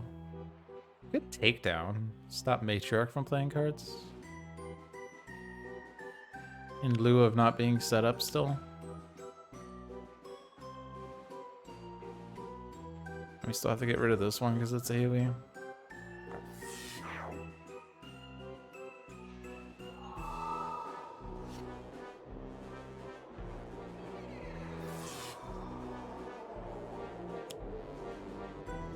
Oh boy, unstable midway. Well, the fowls are gonna die one way or another. We found the AoE. Dear Lord.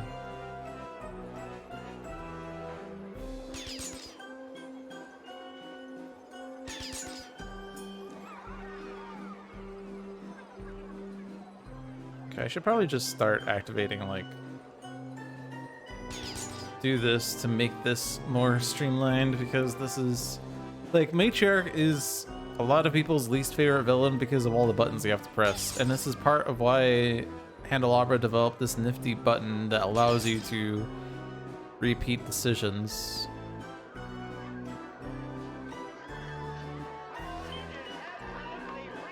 Bebop.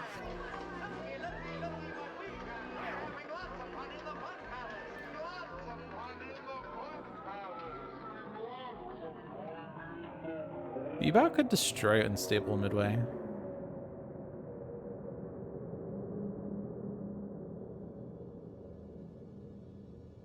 Yeah, she's not as bad on ink and cardboard, because obviously, like, on ink and cardboard, you just go through and be like, alright, so everyone except Unity takes damage. Alright, everyone except Bebop takes damage. Alright, everyone except Unity takes damage. Or, like, if AoE comes out, it's like, alright, how are you gonna do the damage? It's gonna be 2 damages to Unity, 1 to Legacy, and 1 to Writhe? I don't know. But obviously the game doesn't streamline that. It goes card by card, because of course it has to. There's, like, you can't make that any different without, like, completely changing the UI.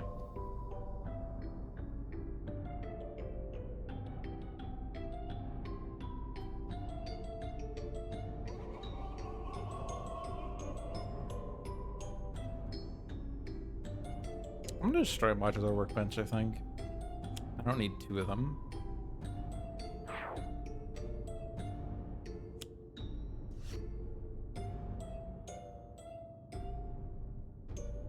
This is precisely the thing you hate about digital board game adaptations in general, and especially Gloomhaven. How dare digital board games do things this way? Sorry, that's funny to me.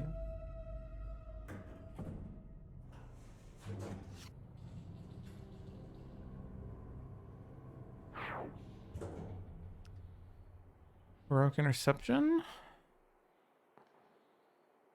It's not really gonna save us that much.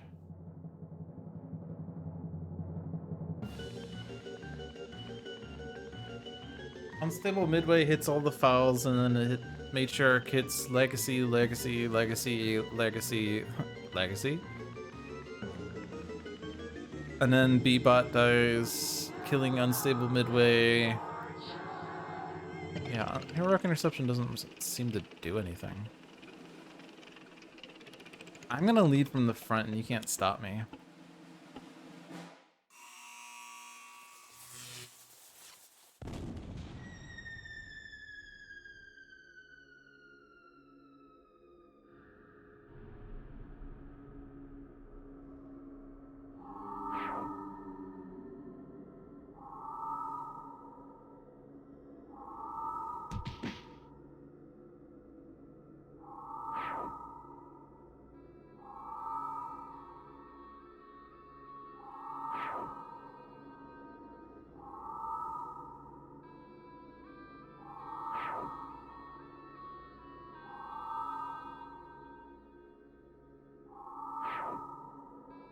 Imagine if psychic damage, when psychic damage went out, it just told you your thought. Psychic damage is like, stop thinking about pizza. How'd you know I was thinking about pizza? Second unstable midway. Carrion Fields is indestructible. So here's where we start having lots of retaliations. Oh, jeez. We still haven't found Stealth Bot. We still haven't found Fortitude. We still haven't found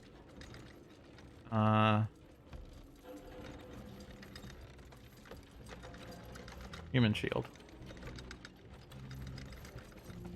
Sentinels on a 60-inch TV is incredible.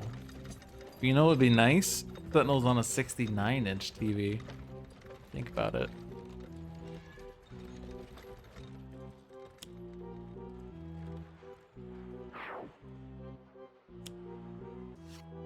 Nice. Sorry, I am juvenile. Oh no, you can't deal damage. I kind of do want to deal damage.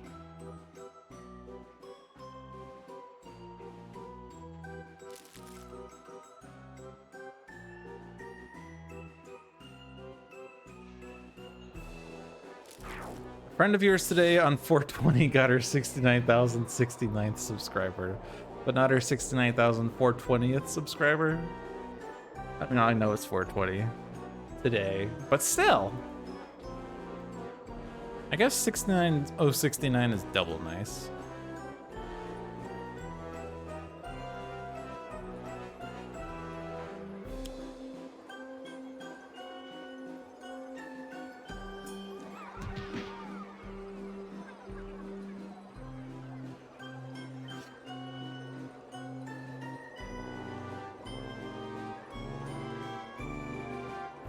Now is heroic interception worth it?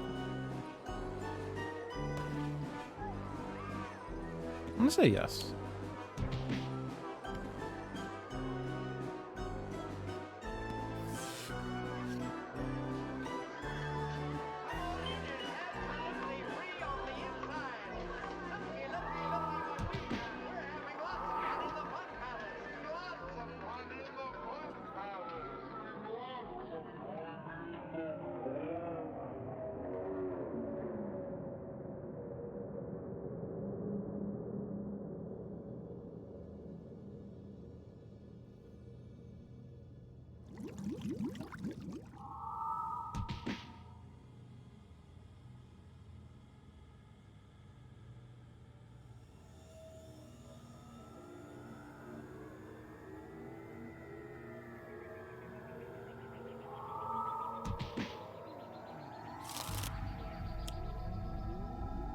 Carousel of horror. Shooting gallery. I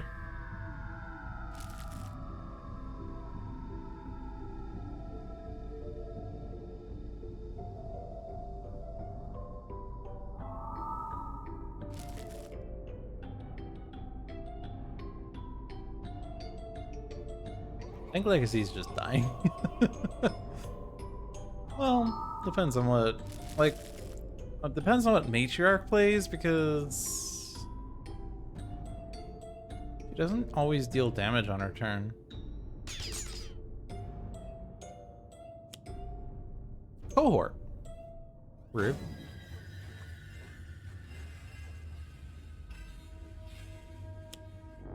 Find that exceptionally rude.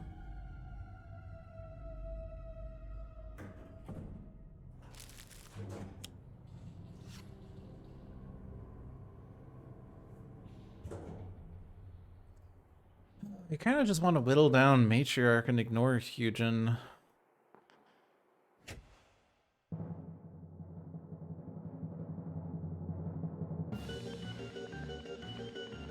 These attractions are so bad. Targets are always going to get discarded because of Matriarch. And man, if we had left out the frickin' freak show, then shooting gallery wouldn't be as bad. But I was like, no, I want my target to deal damage, and that was my first mistake.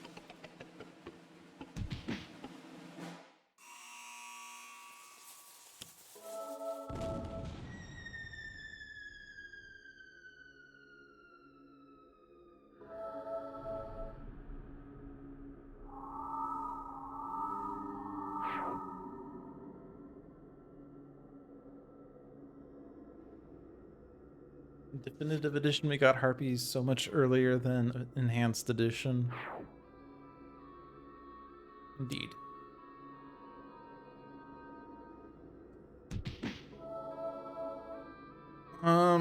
What is Harpy's nemesis on definitive edition? It's not Oblivion anymore, is it? All-seeing Alzrabar. Discards. The target, but that's actually okay because that was an indestructible carrion field, so I accept this.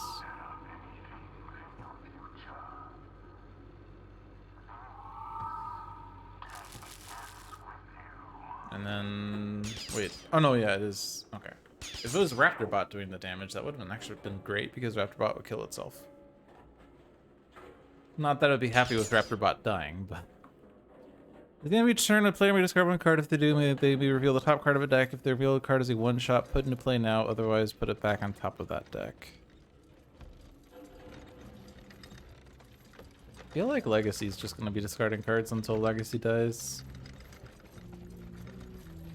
Reveal the top card of Matriarch's deck. Yeah, let's do that one. Sentinels have a lot of one-shots. I guess Wraith deals damage, but not to destroy something.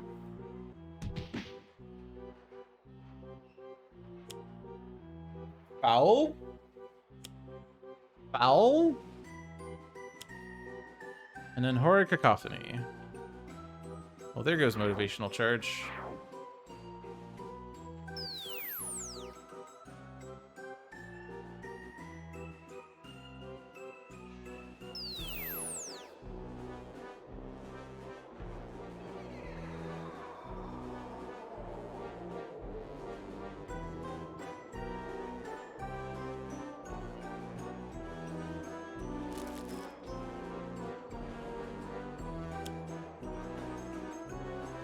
Good points.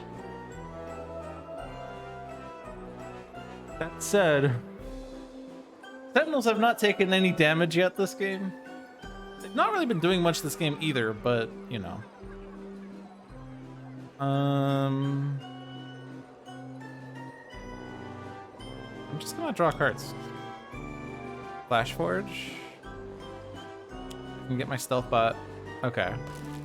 I can get my Stealth Bot. This is step in the right direction. I have to take another card that I'm just gonna discard, so I probably shouldn't have discarded the other thing, but whatever. Because I guess I could not discard for that, but fine. Okay. You don't care about... Well, I guess this one's still doing damage. But... we still have Carousel of Horror. So it probably just kills itself. Okay, so Legacy might actually stay alive now. Oh, we do have Human Shield. We just drew it. Oh my god. Oh my god. Oh my god. Who's this going after? Unity Mainstay Arrive? That's fine. Probably want to keep Thok. I could keep Next Evolution, but I feel like Legacy's just going to be dying anyway. Unique capabilities! We finally found a capability! So since we do have the thing, I want Durasteel Chains.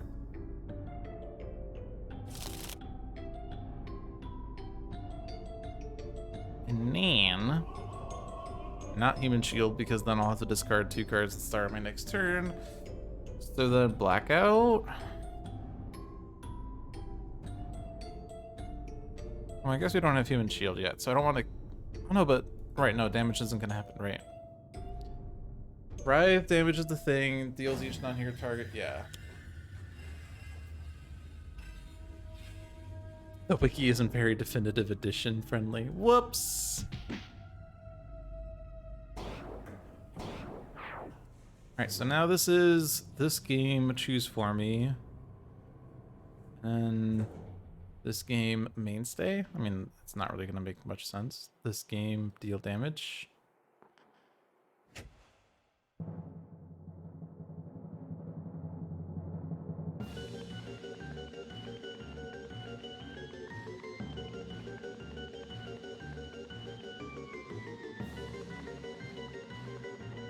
Probably shouldn't hit all game on that, honestly.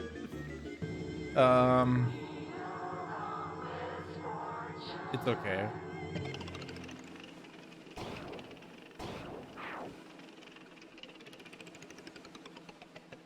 See, this is now automated.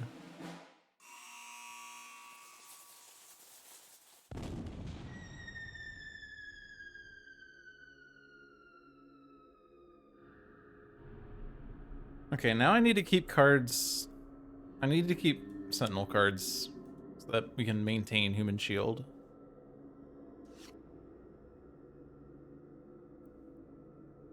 So you're not discarding. You might not be discarding. You're not discarding. Harpy's Nemesis is the Fey Court. That actually makes a lot of sense. Weirdly.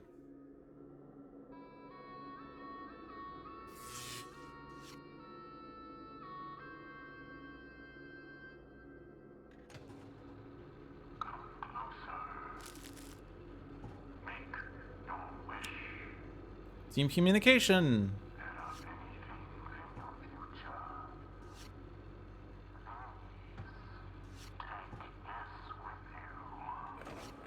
Okay, good. Unique capabilities. That took a while to get there. Okay, now I'm gonna get another signature, and I think I want Aura of Vision just because that maintains the Human Shield. I know it's weird.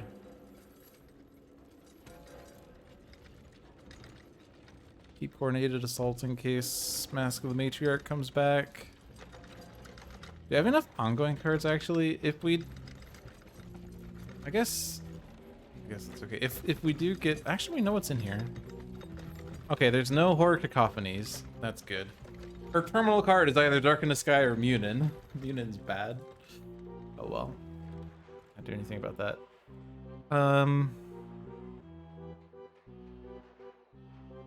I want to save the AoEs. I want to save the burst damage. I don't even know what to play then.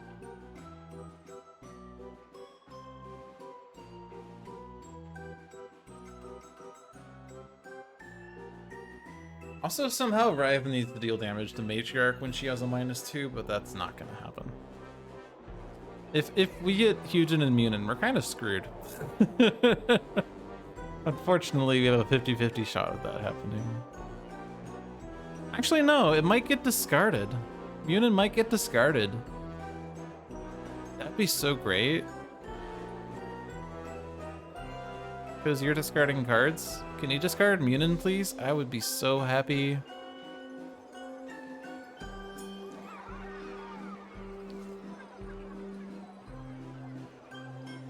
I'm just gonna get rid of this one because you have no hit points still to regain anyway.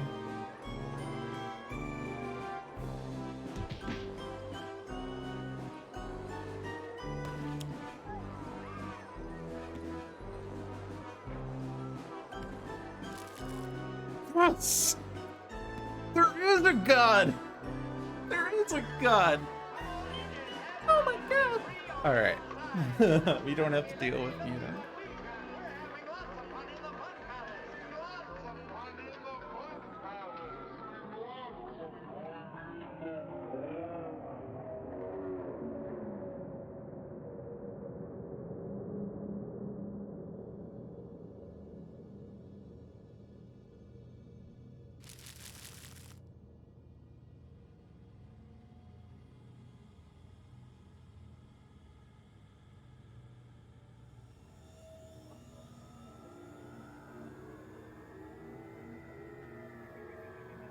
Discard?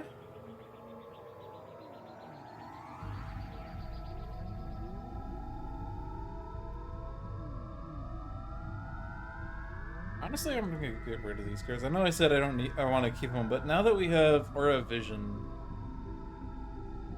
Actually, I don't think Aura of Vision's actually good enough, but I'm still gonna do this. Second Chance actually is worse.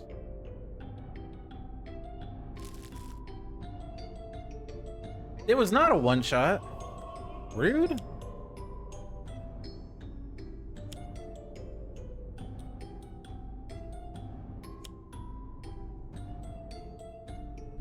There are many gods, at least 9 alone in the Ennead. Alright, well I have good news and I have bad news. The bad news is Matriarch's gonna flip and we'll be on the HP recovery side, which means that, like, the game's gonna be prolonged. But the good news is I just saved a bunch of money on my car insurance by switching to Geico. 15 minutes could save you 15% or more on car insurance. This is also literally every foul in the game. Literally every foul.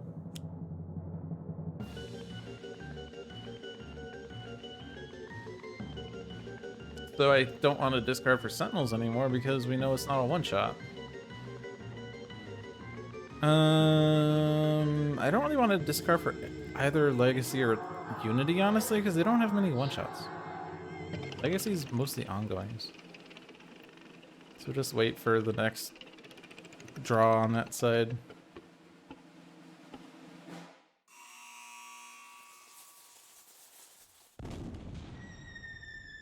This is gonna take frickin' forever.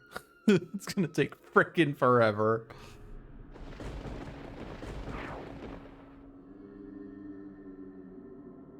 Is this a hold tab down occasion?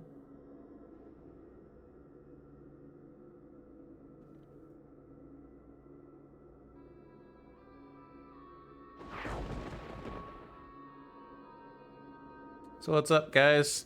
How's life? How was that sports game last night? Wasn't that incredible?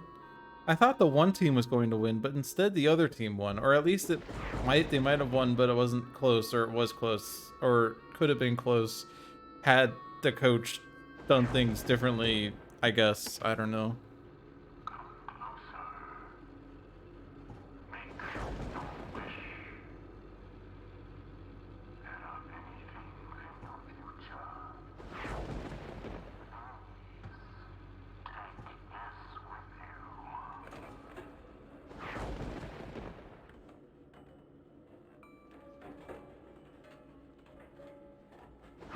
That thing they did with the ball was pretty wild. Yeah, there were a number of plays that were really exciting. You can tell by the number of times that we rewinded to watch it again in slow motion. But really, the main reason that the team won was because they had more points than the other team. And I'm kind of surprised the other team didn't have more points than they did. But I guess they just weren't as good at making points as the other team. So, you know, the winning team won.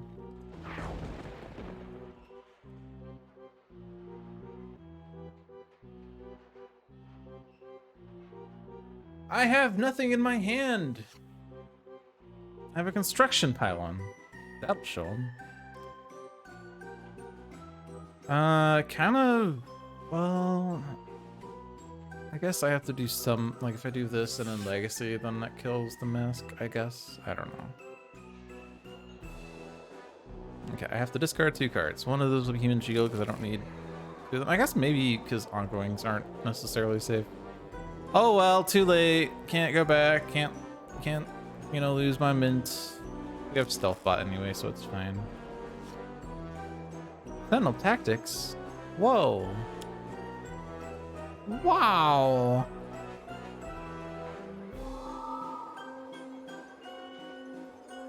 Sentinels have taken no damage in this game.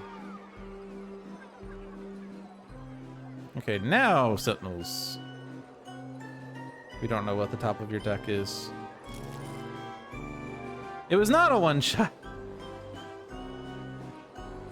You wonder if new players these days know what it was like when you had to have the promos custom printed for you because they were otherwise difficult to obtain before Oblivion. Man, that was an era.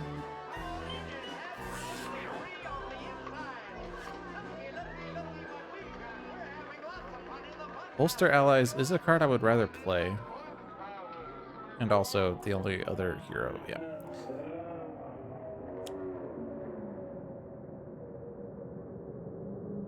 Yeah, I think people... Matrix... Oh no, this is... Okay, it is a target. Yeah. Yeah. Like... I was definitely a part of that era where I didn't have any custom printed promos for the longest time. I think I had Super Scientific Tachyon because of something with Handelabra. And then I got the termination promos for some reason, I forget why, because I did an order on a certain time or something. There's like a special where if you were to order from the Greater Than Games store, they would throw in the termination promos. So I ordered something, I forget what. But those are the only promos that I had.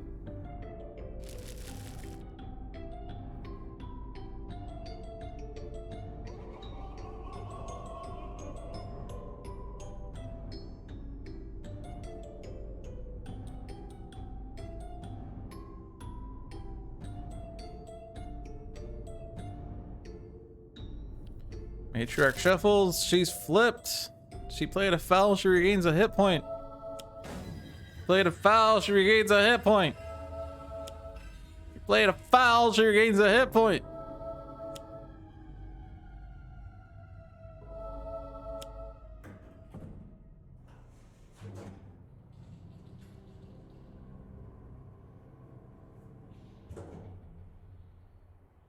Skip.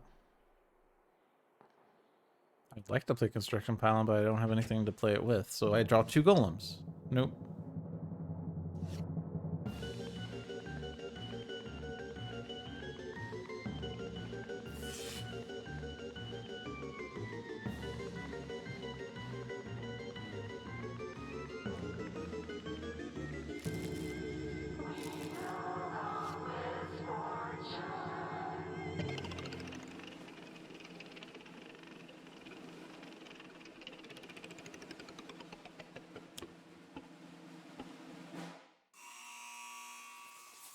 I would like to win before we lose.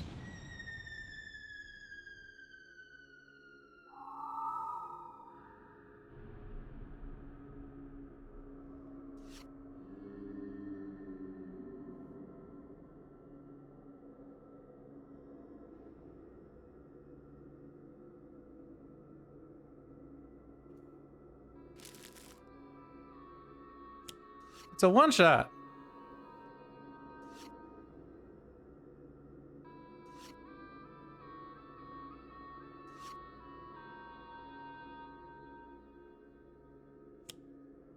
Wait.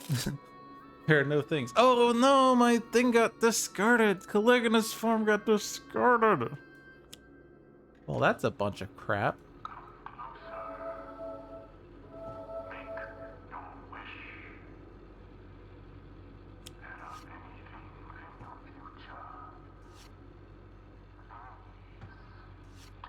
The day you found out about Digital Sentinels, you were broke and needed money, and then your niece asked to buy your futon frame out of the blue. Oh man, what a coincidence.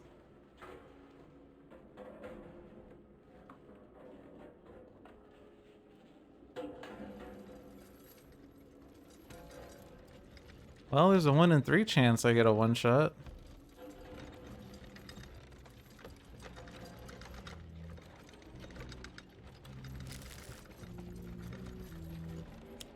It's a one-shot.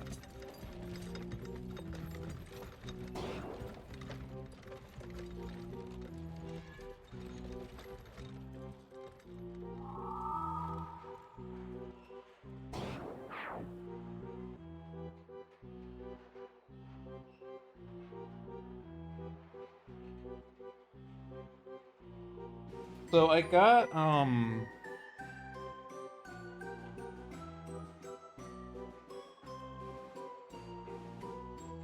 god, there's another carrying pit.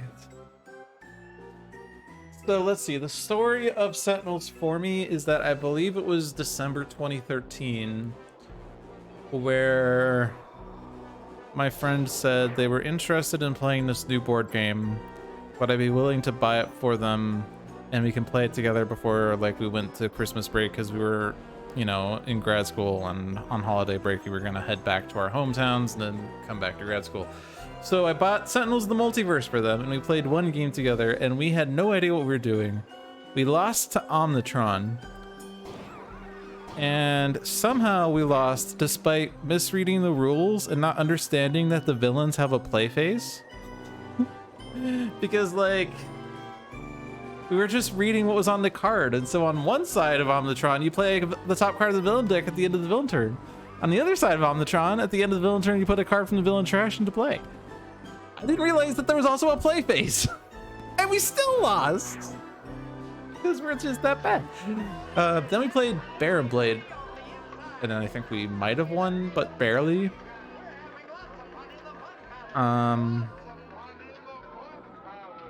Then we went on our winter breaks, and I didn't play Sentinels because I didn't have it. It was their game. But they played Sentinels a lot at home, and they figured out a lot more of those rules that I wasn't aware of. So down the road, when we came back from holiday break, they're like, oh my god, we played so much Sentinels, and there's so much to this game. You gotta play it with us. So we played it, and yeah, there's a lot to it. We played Grand Warlord Voss, I think, was the first one we played. Anyway, because like when we played it the second time, we figured out, or at least I saw how things worked a lot better. I started getting Sentinels addicted, and I didn't even have the game, and it was just from that second time I played with them. So I bought my own Sentinels so I could play it myself. I figured I would just play it solo, but we would play it together with my friends when they had a chance. And I saw inside the card that there was some advertisement for the Handelabra digital product, so I looked it up and I bought the game digitally, and at the time it was only the base game.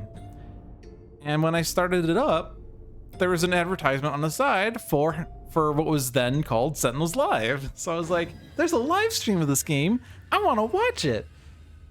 And thus started my journey of Sentinels digital / live streams and all that jazz.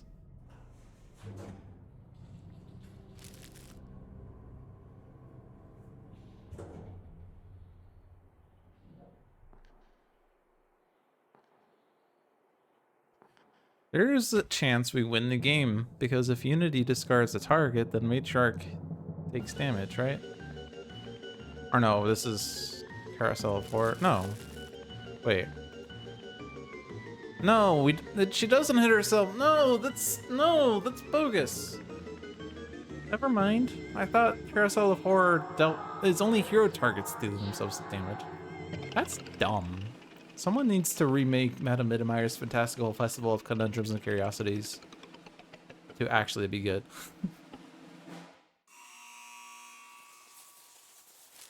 One shot. Oh wait, that was a 50-50, wasn't it?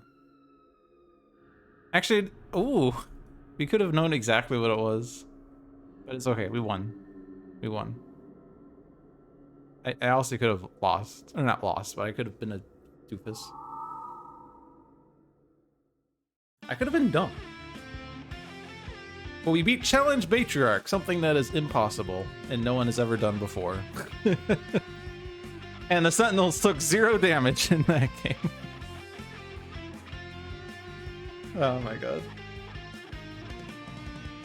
It's pretty funny. Also, Legacy was supposed to die, but somehow didn't die.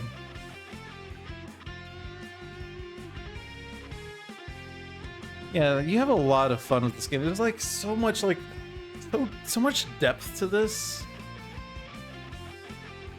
I feel like Sentinels is so unique in that not only is there a huge amount of strategic depth, which appeals to people like me, who primarily plays the game for the strategy, but there's also an immense amount of lore attached to the game. And to the point where we also have the letters page where Christopher and Adam will talk about the pseudo-history of Sentinels in the parallel universe where Sentinels the Multiverse is actually a comic. And there are a lot of people that don't care too much about the strategy of the game, but love the lore associated with it. So it like appeals to so many demographics at once that it's kind of like great that this product is what it is. And then there are people that get lore plus strategy out of it as well. I'm not like too keen on the lore, I'll be honest. not like keen's not the right word. There are things I know about it, but I don't really like, I'll be 100% honest, I don't really care to listen to the letters page. Not that I don't like Christopher and Adam, it's just I can't really listen to the history. I'm not really a listener. I have to like see it happen. Like if there were, for whatever reason, like an animated series based on Sentinels of the Multiverse, I would definitely watch it, and I would probably get so much more out of it than I would forcing myself to listen to the letters page. Or if there was an action movie starring Chris Pratt as Legacy. And Jennifer Aniston as the Wraith. No, I'm just kidding. That'd be funny though. Jim Carrey as Guys. Okay. That would be terrible. In fact, pretty much any live action movie on Sentinels is just destined to be terrible. Unless Christopher and Adam had like 100% direct involvement in the producing of it, and it wasn't just like, I don't know, sectioned off to some filming company that starts taking liberties with it. But I highly doubt that that would happen. I'm speculating on nonsense. Anyway, thanks for watching, everyone. I'm done for tonight. We did 4 games of Sentinels. That's like a lot of games of Sentinels. We did Boss. We did Baron Blade. We did Challenge Baron Blade. And we did Challenge Matriarch. And we covered 4 weeks of one-shot history. Which, if you consider the fact that there's 1 week in between streams, we have caught up 3 weeks in my backlog. Only like 4 years and 10 months to go. And yeah, if you didn't notice, we're down here. What? Wait a minute. I just noticed. Look at the scroll bar. There's so much to get caught up on. I'm only like 30% of the way through. Oh god. If you didn't notice with this week's one shot, there's Earth Prime one shots now. Hypothetically, I could start doing these, but I gotta get caught up first. If I ever get caught up. It's kind of impossible, isn't it? It's kind of impossible. Anyway, thanks for watching. Hope you enjoyed your stay. Be sure to check out the other streams I have on this channel. Every Friday at 4 p.m. is Luck the Seamus with Seamus the Hug Monster. Every Saturday at 1 p.m. is Spirit Island Saturdays with usually myself and usually Seamus. Every Tuesday at 7 p.m. is Handelabra Live with John. Handelabra products include Sentinels Multiverse, Bottom of the Ninth, One Deck Dungeon, Aeon's End, Spirit Island, and Sentinels of Earth Prime. Find more information on those games at handelabra.com. They're available on Steam, iOS, and Android devices, and One Deck Dungeon is also available on Switch. Sorry, I can't speak. Follow me at twitch.tv/LogicDolphin to see my personal streams. Follow Handelabra Games at twitch.tv/Handelabra Games for their content. But that will do it for this week. See you guys next week. Peace.